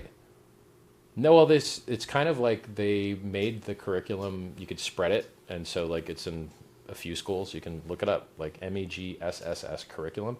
If you look up that curriculum, you're going to see stuff you don't understand. Yeah. You're like, what is syllogistic inference and modus tollens and commutativity and graph theory and set theory? Like we learned that first. Year 1, 6th grade. We learned set theory first. Wow. Like it is crazy. And then like you never saw it again, and everything was stupider afterwards. It's wild to me. So I got really lucky with that. When you got into high school and college, you know, being more intelligent than other people, I myself have always, not because I was intelligent by any means, but I just have this belief that I just felt like I didn't belong. Did you experience any of that? Like, because you were way more intelligent in than middle the school, I people was the around dumbest you. one. Oh. So in middle school, I was stupider than everyone else. And then in high school, probably still stupider than everybody else. Oh, interesting. Same people came with me. Then in college, I went to community college. These people were all idiots. I had an okay entrepreneurship teacher, I guess. So I skipped my senior year of high school and went directly to college for free because you could do early admissions. And then, like, if your grades were good enough, you can get in. My grades were almost good enough. And I went to them and I'm like, hey, I'm so close. Can you just, like, let me in? And they, like, gave me a free pass to get in. Because your senior year, you just waste all your time anyway. You're not actually getting anything done. I want to get things done with my life. So I was like, go to school for free instead of pay? Yes, please. I don't want to pay. This sucks. But then what you discover is you're not actually learning anything. And then I discovered videotape college. And then, like, the second semester, I didn't even go at all. It was just videotapes. I didn't even watch the tapes. So it's, like, so stupid. And back then we used videotapes. This was like before DVDs, I think. So yeah, like it's just if you want to be intelligent, it's all on the internet now. You do not need to go to school. As a matter of fact, I'm willing to bet that the YouTube thing is better than your school thing. Right. And then if you have a question, go on the internet and give the wrong answer, and then people will yell at you the correct answer. Yeah. Yeah, I think it's called Bertram's Law. Oh, go ahead. There's basically a law that states that the best way to get the right answer is to pretend that the wrong answer is true. This makes people very angry, and they will tell you the correct answer. Or you could be a girl. If you're a girl and they're able to detect that you're a girl, men will be very helpful. Crazy. Yeah, I was gonna ask how you felt. The white knights will line up to help you with your math homework. Being saved on their They'll be there. Yeah. So as far as like today's education system and things like that, you just kind of feel like it's a waste of time. It sucks. Well, they're gonna teach you stuff that you're gonna forget, and then the question is, why'd you ever learn it? I'll play a game with you right now. I love to play this game. Maybe love's a strong word. So I meet street preachers sometime, and I troll them. And I've learned the right way to troll these guys. So, do you think I should follow the 10 Commandments? Yes. Do you follow the 10 Commandments? Yes. Okay. What are they? Long pause. Nobody knows. Swear to God. I think I got one guy out of like 10 that knew the 10 Commandments. And even though this is my game, sometimes I can't list all 10. And then you can do the same thing with school. Okay, so I'll do the same thing with school for you. Now, why, by the way, did I lead him in with that pre-framing? Because it's like chess. If I squeeze here, he's just going to escape. I got to lock up the exits first. And then he's dead. It's checkmate. Because I know how he's going to try and rotate out of it. He's going to try and change the topic, right? So you got to lock up all the escapes first. That's the only useful thing you'll ever learn from chess, by the way. So don't bother learning it. Same thing for school. Okay, you guys went to school, right? Mm-hmm. So you've been getting yes momentum now? Yeah. So training you for the kill. Wow. So, yeah. So now, did you learn about the solar system? Like, we live on a planet. We have other planets near us. We live in the solar system. Yeah. Yeah. Did they teach you how many planets there were? Yeah. How many planets are there? I'm going to guess 9. Yeah, but now it's like, what, 8? I think it's 8 because they got rid of Pluto, I think. Yeah. Okay. But maybe they put it back. I don't remember. This is my game. See how it's a hard game? Do you remember their order from the sun? Like their order? Yeah. You can go. You do. Do it. I might fail this one. Isn't it like Earth, Mercury? No. Are we starting at Earth? What? Are we starting at start Earth? from the sun. Oh. Start from the sun. Okay. Well, I'm going by planets besides Heliocentric, Earth. I think. Isn't it Mercury, Venus, Mars, Jupiter, Saturn, Uranus, Neptune, Pluto? Uranus? Uranus? Uranus. You think you put Neptune before Uranus? So I just remember Mary Jane eats many jam sandwiches under Ned's porch. That's how I remember it. I just go off of watching. And without Slow that, I Mo would as a never kid. remember it. There you go. Yeah, so like I think you might have got it, except for I think you reversed Neptune and Uranus. We'll play the tape. But back. like most people forget that, and why do we care, right? So they force you to learn something that is entirely useless to you, and you will forget. Mm-hmm. Why are we doing that? Why don't we learn stuff that we won't forget and is useful? So I mean, have you guys ever get ripped off on the internet? Bought something, didn't get it. Yeah. Bought something, didn't get the right thing. Why don't they teach us how to not get ripped off? Yeah. Did they teach us how to be good friends? Or if you have a hangover, how to get rid of your hangover, or how to not have a hangover. Just drink one glass of water in between each drink, and then you're going to drink half the drinks, spend half the money, spend half the time queuing, have less of a hangover the next day because you're more hydrated. Yeah. So there's all these things. How do you be a good friend? What's a good apology look like? What should be in a good apology? Ooh, I'll which take reminds responsibility. me, Tell them why. we do want to also ask you about therapy and stuff. Yeah. Are you in Yeah, go ahead. therapy? No. No. Therapy sucks, and I'm awesome. What would I need therapy for? I don't need Well, therapy. because I guess Well, and not even just in the terms of like, oh, like you're sad or like broken, but you know, having a have- safe space to talk and de-stress because you have an insane life. also like a and a lot childhood of that's pressure. different. Yeah. Like, Yeah. eh. I think therapy's crap. So therapy does work for some people. It does get good ratings. Cognitive behavioral therapy, CBT, seems to have good effects for bipolar people and most crazy things. But like, if you pay a guy a lot of money to go talk for an hour with him about stuff that sucks, you just spend an hour talking about stuff that sucks. That hour sucked. Now, if you keep thinking about stuff that sucks, the next hours will suck too. But if you go to like a life coach and he teaches you got to kick ass, hey, we're going to go lift some weights today. We're going to talk about kicking ass. And then you kick ass for an hour. You're just thinking about good things. So you will feel what you focus on. So if you use positive language, use positive focus, you have habits which get you to notice the things that are going good in the world, of which there are always good things going on, you will be a more happy person. Yeah. And so you should only spend time indulging in the suck and thinking about the suck long enough to figure out what the not suck is and then do the not suck. So like if you're like fat and you eat too much cake and you think about, I shouldn't eat any cake today. Cake is really bad for me. Man, chocolate cake tastes good.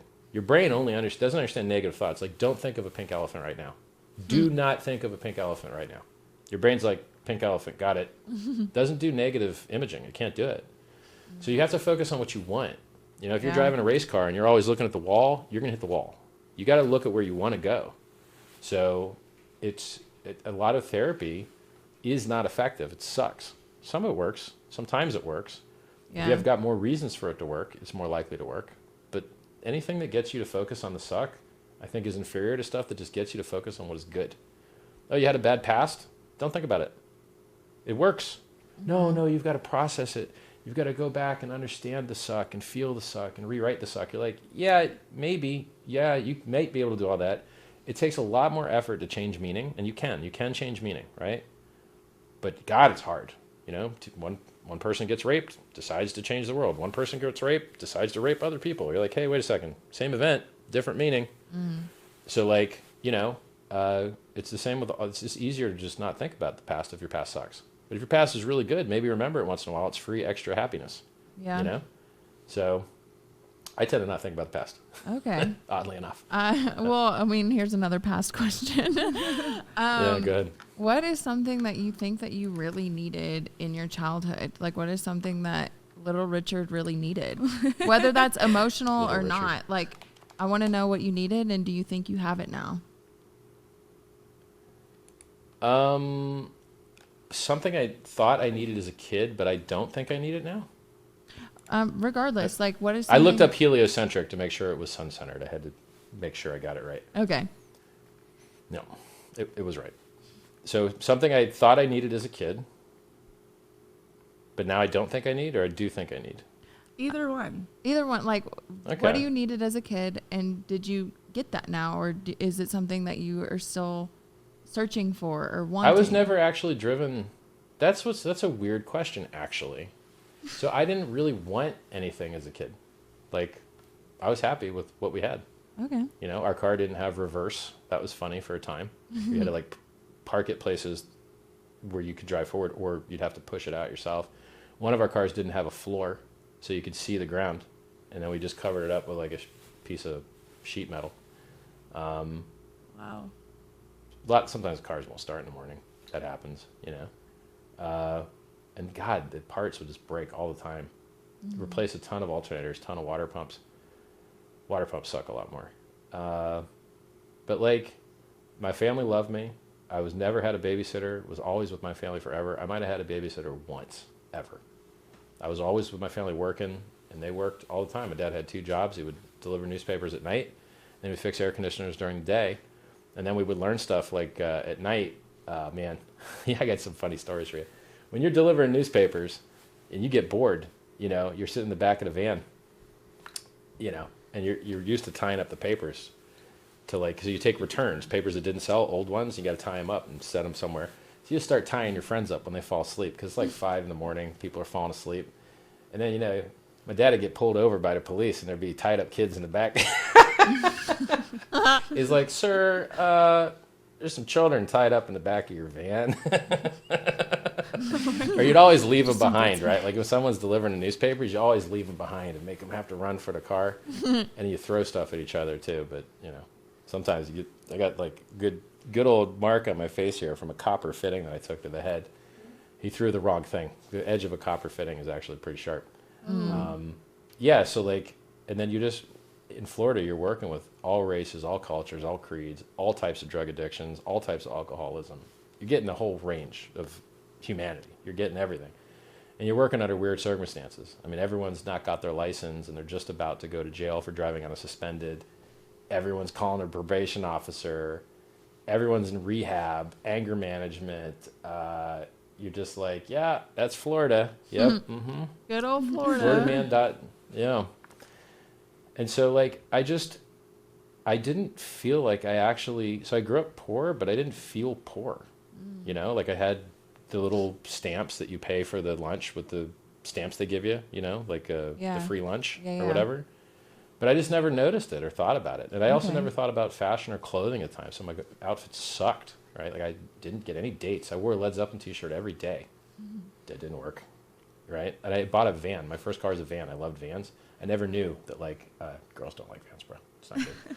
So like, but I was oblivious to all that, But later I would excel in those things. But back then I just had no idea. So I never really wanted for anything, man. I was totally happy. Like had fast food, had Wendy's, delicious. Yeah, I love this. Frosty, When did you lose your virginity? Oh, that sucked. That sucked balls. I don't even know if I should tell this story. We think you should. It was okay. So, this is gonna suck. Do I see a blush Terrible. over there? Yeah, I'm probably blushing now. So you always I'm driving in my like Ford Bronco, right? And I'm driving on Fort Lauderdale Beach. And if you see a hot chick, obviously you have to yell at the window. Obviously. So I yell at the chick. Yeah.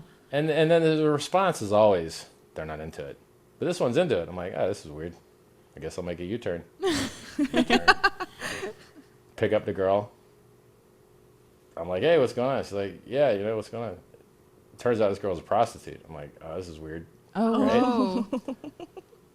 So like, you want to do some shit? I'm like, yeah, I guess. Right?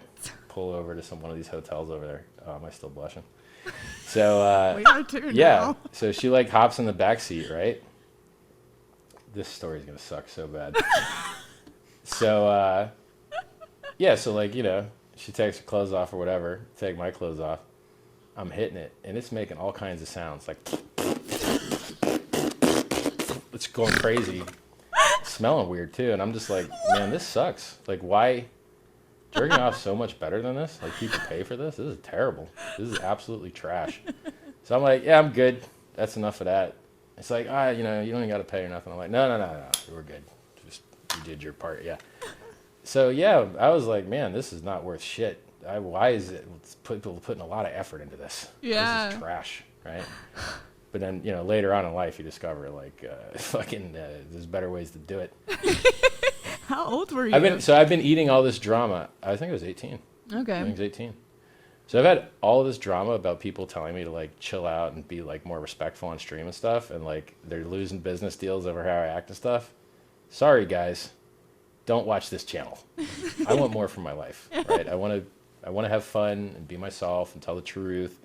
And if, me having the first time with a lady of the night is a problem for you, go away. Go away.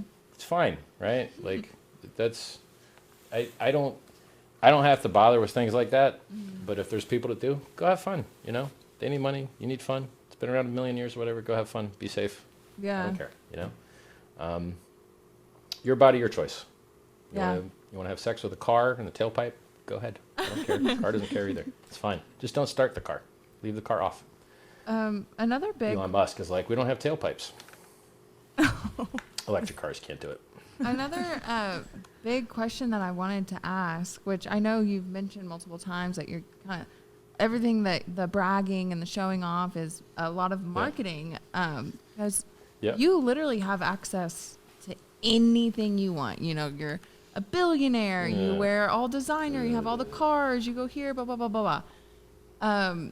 That's not actually how it works. Well, okay. Well, you don't have access to anything you want.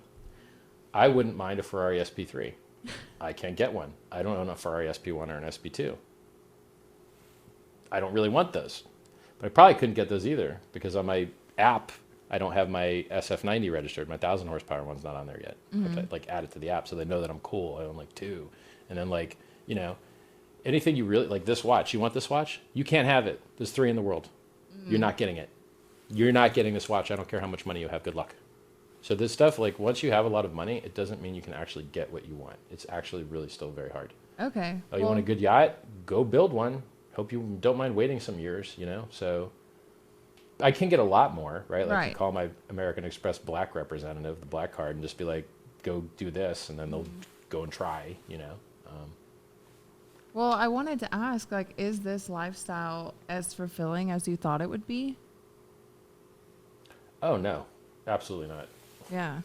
For fun, I went out wearing $3 million of watches. No one cared at all. I was like, man, what a waste.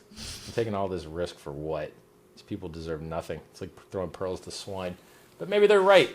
Maybe they should only care about how flat my stomach is. Maybe that's better.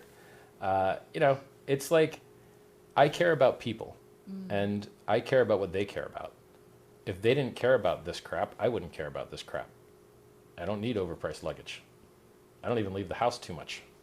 Yeah. You know, unless I'm on tour in Europe for summer or something, like I did in September to November of last year.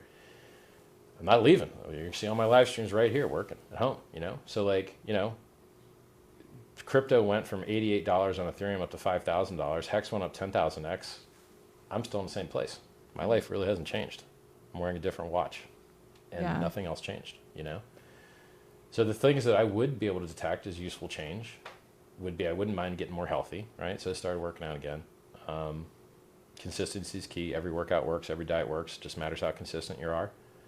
And, you know, I wouldn't mind meeting girls that are 9s and 10s more, right? If you go out in the normal world, you will not meet those. They're not there. They do not come to the club. They're not there. I don't know where they are. I see them on Instagram. I click search. I see them. I know they exist somewhere in the world, but they are not in the club. They're also not at the restaurant. They're not anywhere I'm going. So I'm going to find out where they're at, and we're going to hang out together. We're going to party because it's fun. Like I have fun with whoever I'm partying with, and so for me to just have that like like when you're sitting with like a super super beautiful person and they're just fun to look at, that shit feels good constant. That doesn't stop feeling good. Like when someone's truly beautiful voice, beautiful face, whatever, like it's just wonderful the whole time. Wow. And I'm sensitive to that. I love people. So, you know, having more watches isn't going to do it. Having more money is not going to do it. Having more stuff is not going to do it. I'm nearly maxed out on stuff, right? Like other than planes and like I've got 2 million cars, 9 million watches. Like what else do I need? Right. Art, I guess. I don't know. Like I'm at maxed flex level. So now I can just do body and manage my location pretty much and just have cooler stuff going on. Do you think that people would? But none of like that's all you don't get it by default. You have to work for it. Money does not make you happy. It makes you more of what you already are. If you're sad, money probably make you sadder. Wow. If you're happy, money will probably make you happier. It just amplifies what you already are. It's a force multiplier. And so me in general, I'm not actually happy. If I'm with people, I'm happy. If I'm talking to you, I'm happy. If I'm with people, I'm happy. If I'm by myself, it's just nothing's good enough. I'm not trying hard enough, you know? Oh. Well, do you think that people could connect with you easier or more if you were more yourself, I guess? Like if these flashy things weren't... No, I did that. I did all that. I tried all that. It sucks. Doesn't work. Yeah, like So what? the ability for you to attract really awesome people is a numbers game. You're going to have to cycle through a lot of people that aren't that great to get the right ones. It's the same way with employees, the same way with relationships. If you're able to select from a larger pool of people, you're going to find someone that loves you more, that makes you feel better about yourself because you make them feel something other people can't. You know, a lot of girls that have had wonderful relationships with me, they loved Americans, they love men, they love strength, they love confidence. I have those traits and we were attached at our souls. They couldn't, they say attraction is not a choice. It's not a choice. And so if you want to find someone that you make so happy that no one else can, you got to go through a lot of people, really. And it's not just a one-way street. You got to feel that way about them too, you know? Yeah. And so it's, you got to put yourself out there. You really have to. I mean, I've had a lot of cool experiences in my life because I've said hello to maybe 10,000 people. I've said hello to a lot of people. If I seen one of y'all walking around the street, hey. Well, what are you looking for in a Is that partner? easy? Well, you don't. I mean, like everyone can bring stuff to you that you didn't even know you were looking for, right? Yeah, like wow. I didn't like butts, and then I was with a girl that caused me to like butts. You're like, oh no, I like butts. Cool, that's neat. Yeah. You know, or like, yeah, just it's like food. Like, what are you looking for in a dinner? I don't know. A lot of good dinners, man. They taste great. Like, what are you looking for in a girl? A lot of good girls. They feel great. You know, make you Yeah. smile, make you happy, make you giggle, right? Make your heart race. I mean, you'll see some girls, man. You literally, your heart be like, you're like, yo, I gotta go over there. I gotta go over there. When they say like attraction is not a choice, it is literal physical attraction. Like you want to move closer over there, and they feel the same thing. Like if a girl's into Feel you it. and you start to close distance, then you start to get like eye closing, head turning, like they're going for the kiss, right? But why? Why is it just like the body heat and a little bit of breath in the ear, and then it just clicks, right? Like we're animals. This is animal stuff, right? And there's an art to it. And so like, and you can't dress for everybody, right? You can pick a sexy stereotype and hope that hooks, but like a girl that's into streetwear might not be into a suit, might not be into gym shorts.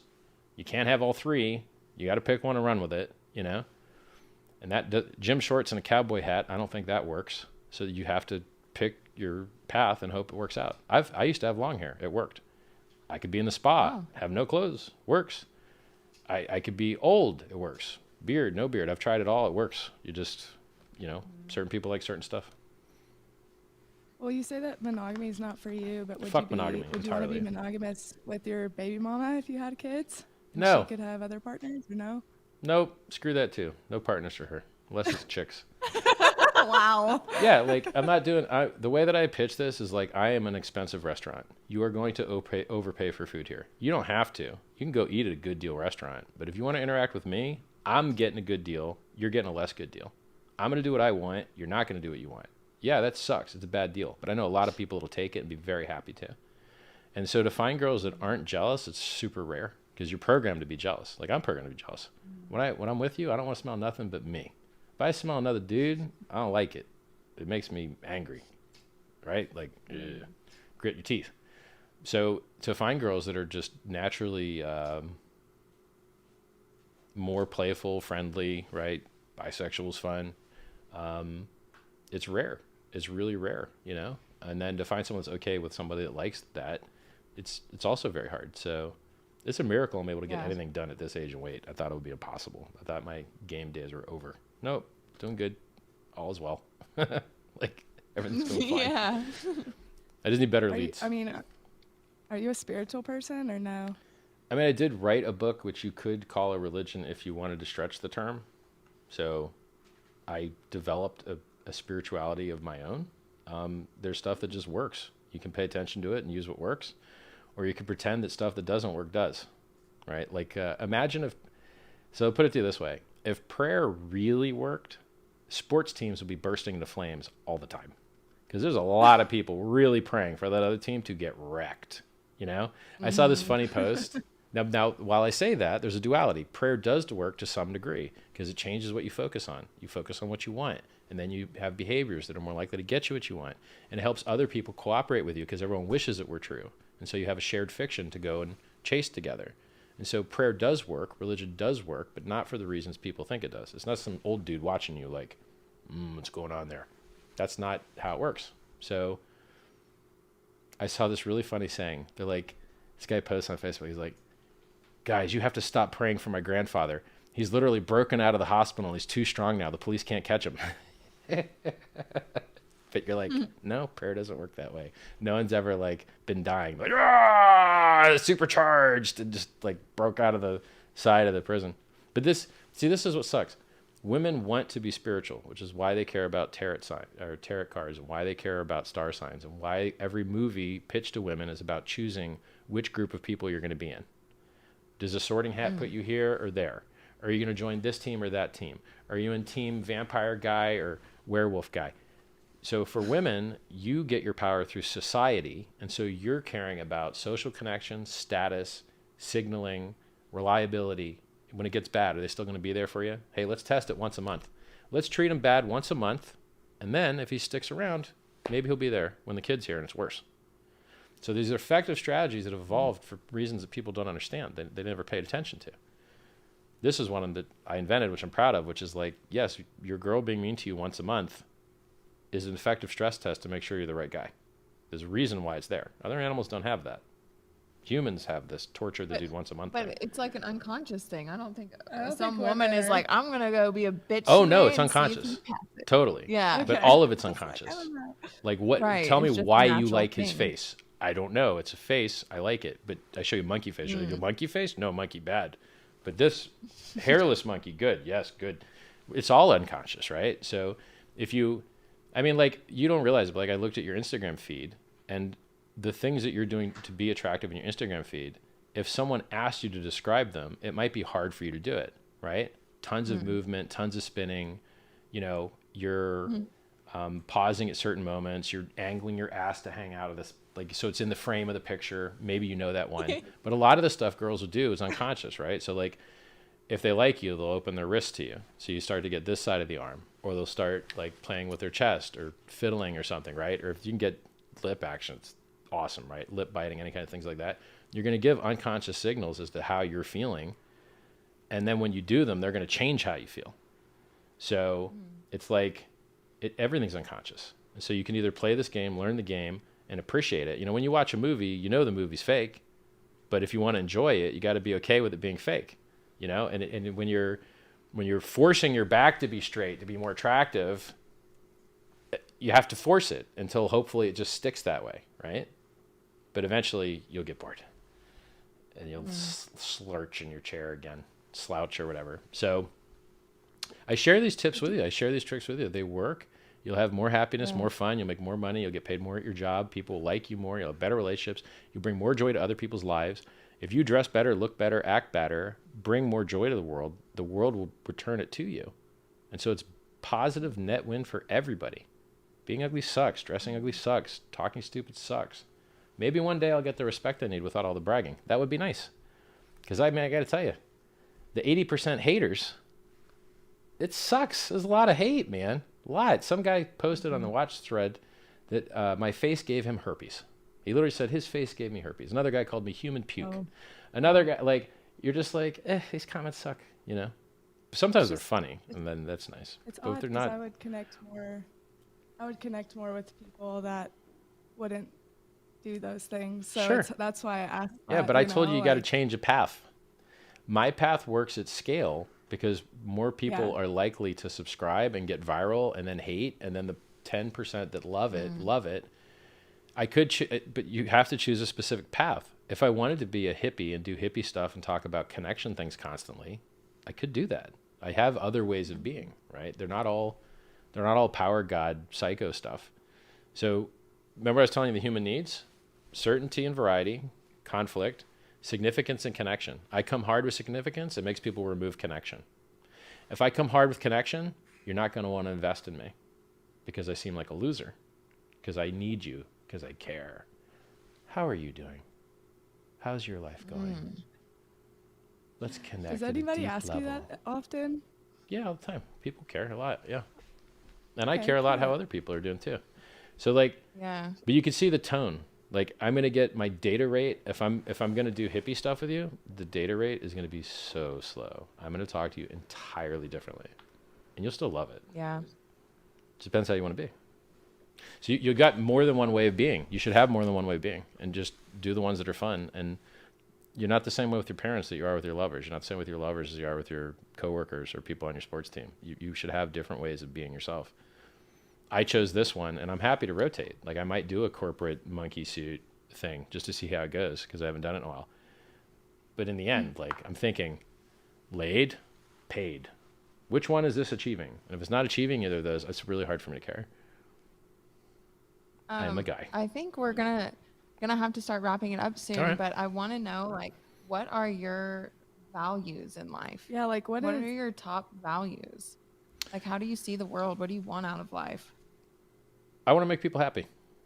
I like making people happy. I want to make people rich. I want to make them laugh. I want them to like me.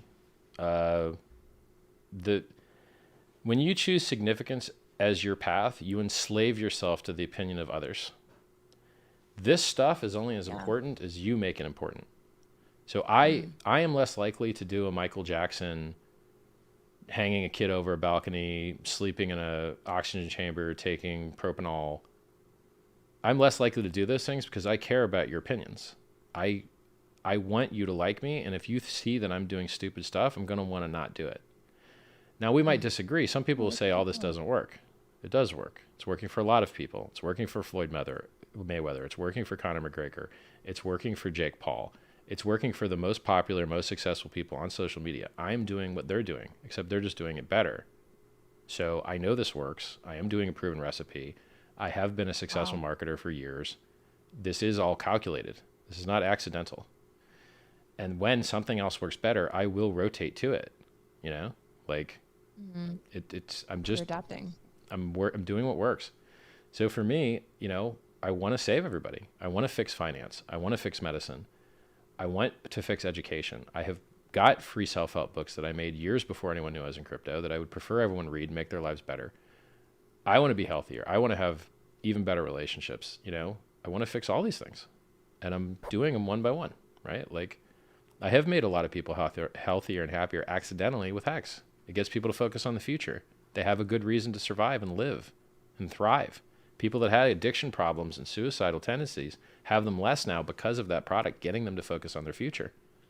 Hey, today sucks. Don't worry about it. Your steak's going to end soon. Kind of 2 years, 3 years, right? And then I didn't expect that. It was an accidental positive thing that occurred.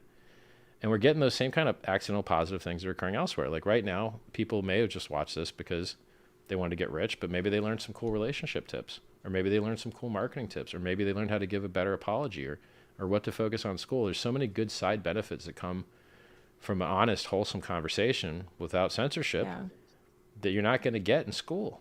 This is where the real education is happening. The intellectual dark web is where the real education is.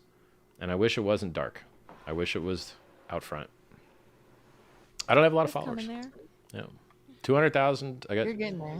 Yeah. 200,000 is not a lot.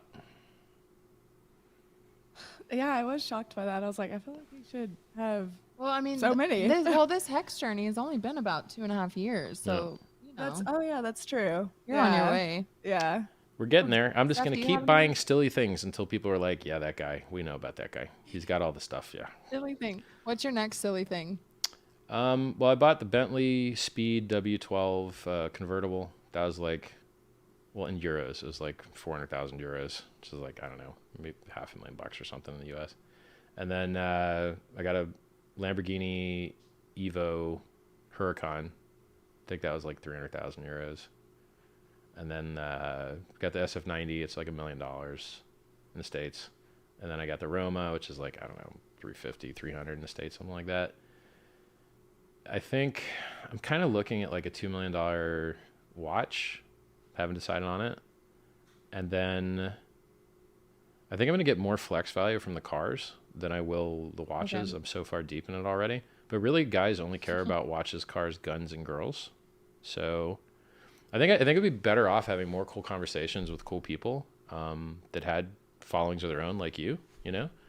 I think I'm going to get more. Get your ass in here. Yeah, for real. I think that this conversation will have more utility than buying another $9 million of watches, truthfully.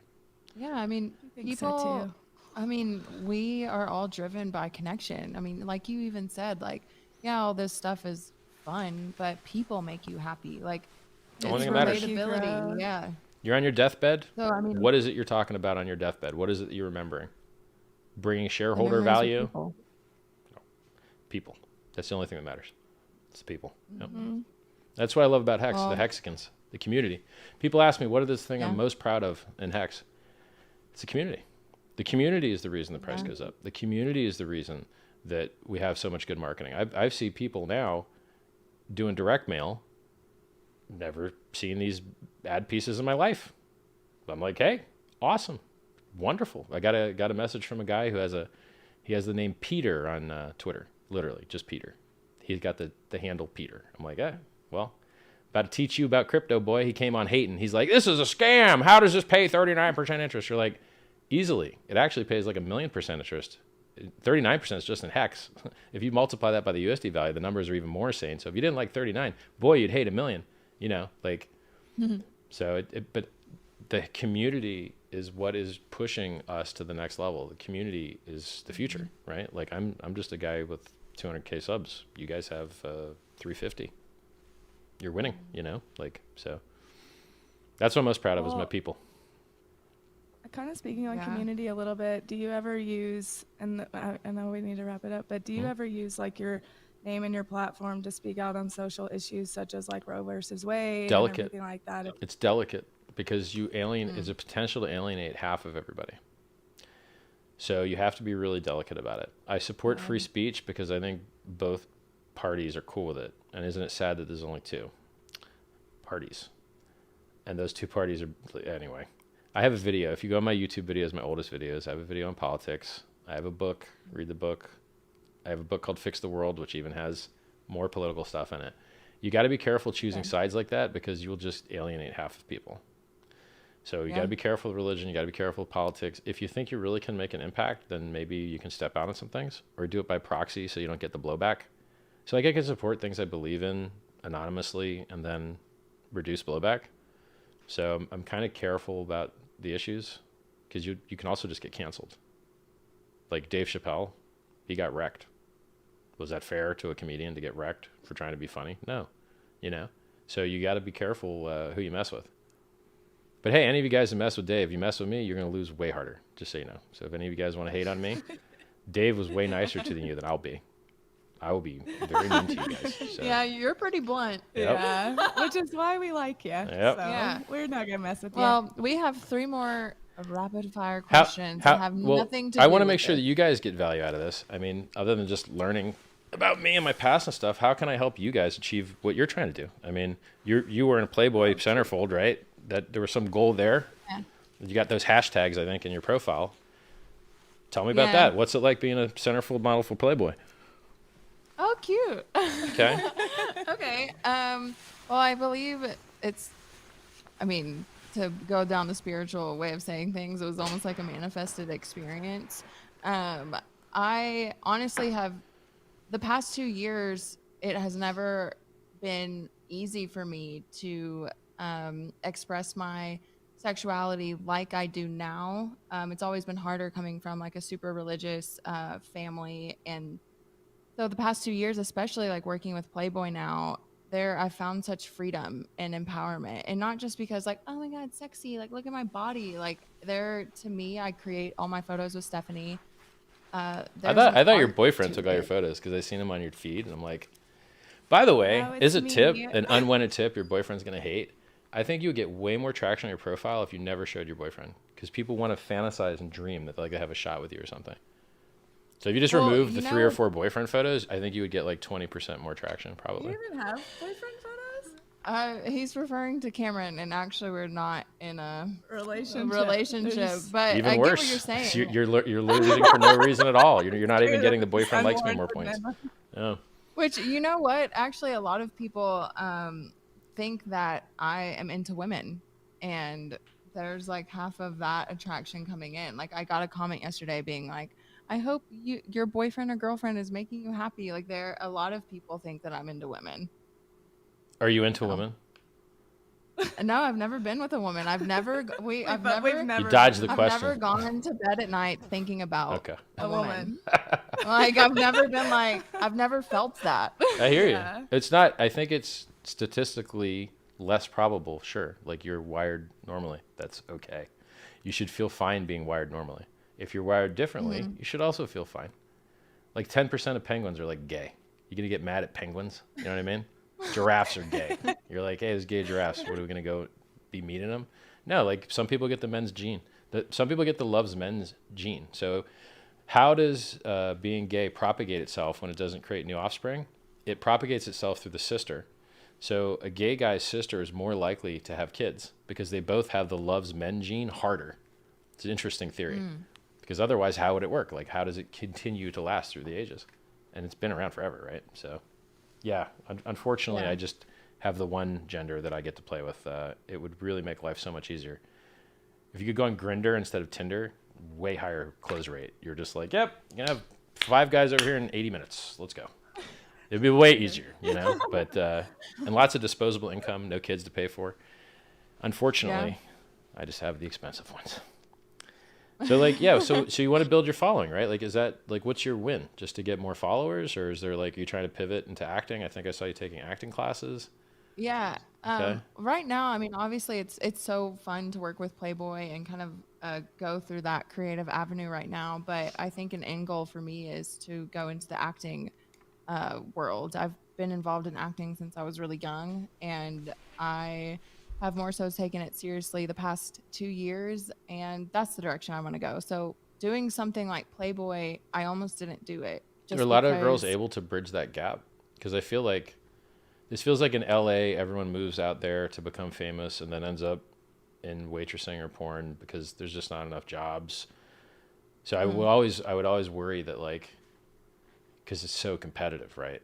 Like, and they always want to cast the same people in the movies. So like they're making a Top Gun 2, same guys, 80 years older. You're just like, okay, you know, like they never want to give new talent a chance. So it just seems ultra super duper competitive. Like, it is super competitive. And then you have to eat while you're going. You have to have a job to pay for you to go attend casting calls. Like you need to be able to pay your rent while you're. And then if you're not in LA, you don't even get to go to the casting call. Like, so how are you going to get? How do you get acting work if you're not in LA? I don't know. I mean, a lot of things are digital now, but it's an energy. You need to be here. You need to be meeting people. You need to be networking. You need to go to class. But like you said, like. But even if you build your social, I don't know that you'll get more jobs. I'm not sure they touch. Like, I'm not sure more Insta followers touches getting more acting gigs. I think it just feels good to have more followers. I don't think they're connected. I think, you know, me getting more followers correlates to me getting more money to support myself. How do you monetize? But there's like a monetize button on YouTube. It pays like $3 per 1,000 views. So right now I would have made like a McDonald's meal. Can you do that on Insta? There's no. How do you monetize Insta? I mean, like sponsorships. You can monetize Reels. You can monetize TikToks, but it's like, you know, it's like not a lot of money at all. You have ads, but a big thing that's like funding me right now is the working with Playboy. Which is one of the reasons I do you have an OnlyFans? Yeah, that's kind of, I keep that private though. Do you get mad at Belle Delphine that she makes $12 million a year in OnlyFans? That makes me angry. No, I mean, I don't. That's get a lot angry. of money. I'm just like, it's mind-boggling. Yeah, like I'm happy. I'm just doing my thing. I get to create. Like I get to wake up. How do you have an OnlyFans but keep it private? Doesn't that not work? Then don't you make money? Like, don't you need people to know about it? Well, people do know. I never promote it. It's like something still in me where it's like, I don't know if I should. Why? I hate money. I don't like money. What if you're already doing it? Well, like. Listen now, it's it's in my TikTok bio. So anytime, you know, my TikTok camera's pops frozen. off, people, oh, not. I'm fine. I'm just fat looking. Anytime my TikTok pops off, people go straight to that bio. So like, it does well on itself. It's a self-operating machine. It's like a humble brag. You're humble bragging in the profile area. Oh, okay. It's fine. Yeah, and fine. The Playboy stuff I only promote on Instagram because there's I don't know. I put more production into that. Yeah, we do it very artistically too. Okay. I would be dirty with it. I'd be like, hey, everyone, just watch this video. If you like how hot I am, go check my OnlyFans. You see a lot more. Wink. You know? Try it, dude. Like, yeah. So like when you ask me about relationships, I want to make sure other people get value. So I want you to come away from having conversation with me smarter, stronger, richer, happier. You know, like. Because I shilled all my shield. I did all my bragging. We're good. Right? Like, you want to get rich? I can teach you. Go click my links. richardhart.com. It's good talking to you guys. So we should shout out the guy that set this up. I believe he's a Mexican. Yeah. Yeah. I said his name a couple times, but his name's Travis Peak. He has educated. He even bought my dad the little treasure, like the hardware wallet. That's amazing. And he great job, man. He sends your interviews literally every day. Epic. To keep us like getting educated. So like he set this all up and made it come to fruition. So I'm really thankful for him. If you get crypto right, you don't have to worry about getting acting right. Everything will be okay. You'll still be rich. Yeah. That's how good crypto is. Yeah. Okay. Last 3 questions and then we can call it quits. What is your favorite way to cook or eat a potato? I don't cook or eat potatoes. I mean, What? Come on. I don't cook, man. Not even a French fry? I mean, yeah, like I'm trying to avoid the carbs, but like if you want to give me a loaded potato drowned in butter, sour cream, and cheddar and bacon, yeah, that's the There it perfect is. way to eat a potato right there. But if I have to build it, that's too much work, man. You know, You're restaurants. not a cook. I've never cooked Yeah. a potato in my entire life. I don't even know how to do it. I think you boil them. I guess you put them in foil and bake them, I guess. Yeah. We'll Okay. teach you. All Okay, right. if you could be a gold medalist at any Olympic sport, summer or winter, which one would it be? Yeah, I'm not even qualified to answer because I don't think I've ever watched either of those things. I don't care about the Olympics, but I guess swimmers have the best six packs. Actually, sprinters are pretty baller looking too. I'm just gonna pick which one looks better. Swimmers are usually the white dudes, but they're just tall and lanky, maybe a little bit. I'll be one of the slow sprinters that's in the back behind the black dudes. I'll be like one of the slower white dudes. But they have good Just there abs, for moral good support. quads, you know, good delts for some reason. Yeah, I'd be a sprinter. And then if shit goes wrong in the streets, I can get out of trouble, right? Like, catch me if you can. Drunkenly running into stop signs, like, how'd you lose your Or head? I you see ran into a another stop girl on sign. the Florida beach. Oh my gosh. Beach in the Or Florida. you see another girl on the Florida beach and you have to turn around and go running. Oh away. yeah, true. You can run, Better but you can't experience next hide. time. Actually, can't even run. Okay, last God. question, which you can answer this how you want. All I'm right. interested now. Would you rather smoke weed on the beach or trip psychedelics in the desert? Assuming your brain isn't jumbled and Psychedelics. you're fine after. If I get psychedelics free, Oh. obviously. If it's free, she just gave me the free out. There's no downside. Yeah, I'll go do the trippy crap. Yeah. I'll go get bit by Yeah. a scorpion. Okay. Me and Joe Rogan and this comedians out there and their annual patronage or pilgrimage to the desert. Let's go where there's nothing. Yeah, I would do that. Are you afraid that with your mom's schizophrenia that any of that would You're more likely to have it Trickle trigger you to down be to you? screwed up. Yeah. Yeah. Usually, okay, if that you makes so have, much sense. in your 20s is when you're going to get it usually. So if you're going to get genetic inherited madness, it kicks in your 20s usually. And then you're probably at a higher risk forever of getting it triggered by something crazy. So, yeah, I like my brain now. I'm good with it how it is. I could just stay up so late that I laugh deliriously. We'll just use sleep deprivation as our virtual narcotic. Good question, though. By the way, I feel bad that we didn't show like enough questions to your cohort there, who's the film like master, photographer master. Is there any way that we can like promote anything you're doing? Is there anything we could help? I mean, I'm full-time photographer. All right. Stephanie Parsley. I do Interior designing. I do all of Lacey's work. Do you guys tell and people what area of the country you're in, or because if you're doing interior design, I live We do. here. I live in Colorado, Arkansas, Okay. and Hawaii. I well, live two in of those 3 different places are really cool. I don't know nothing about Arkansas. I know they got a lot of meth That's over there. fine. But Colorado and Hawaii are pretty cool. Plenty of Colorado is the most beautiful summertime scenery I've ever seen. Those little yellow daisies Yeah, it's everywhere, beautiful. man. Insanely beautiful. And Hawaii is pretty I would cool love too. to be in Hawaii during the winter, in Colorado during the spring and summer and Yeah. fall. Yeah. I was in Hawaii in like a helicopter, and I was like, guy, like we got a helicopter, so we'd stop so I could like film. Why do you keep moving it? And he's like, well, if we're moving and we lose the engine, I can trade this movement for lift. And so we could like get down safely. But if I stop and the engine stops, we just die. And I was like, so Yeah. these helicopters, you can't actually just stop. That sucks. I thought you could. Learn a new thing every day. Oh, I guess I didn't know that either. Yeah. Damn. 'Cause you get dizzy. You're like, Thank bro, you why so are we much doing for these doing circles, you this. know?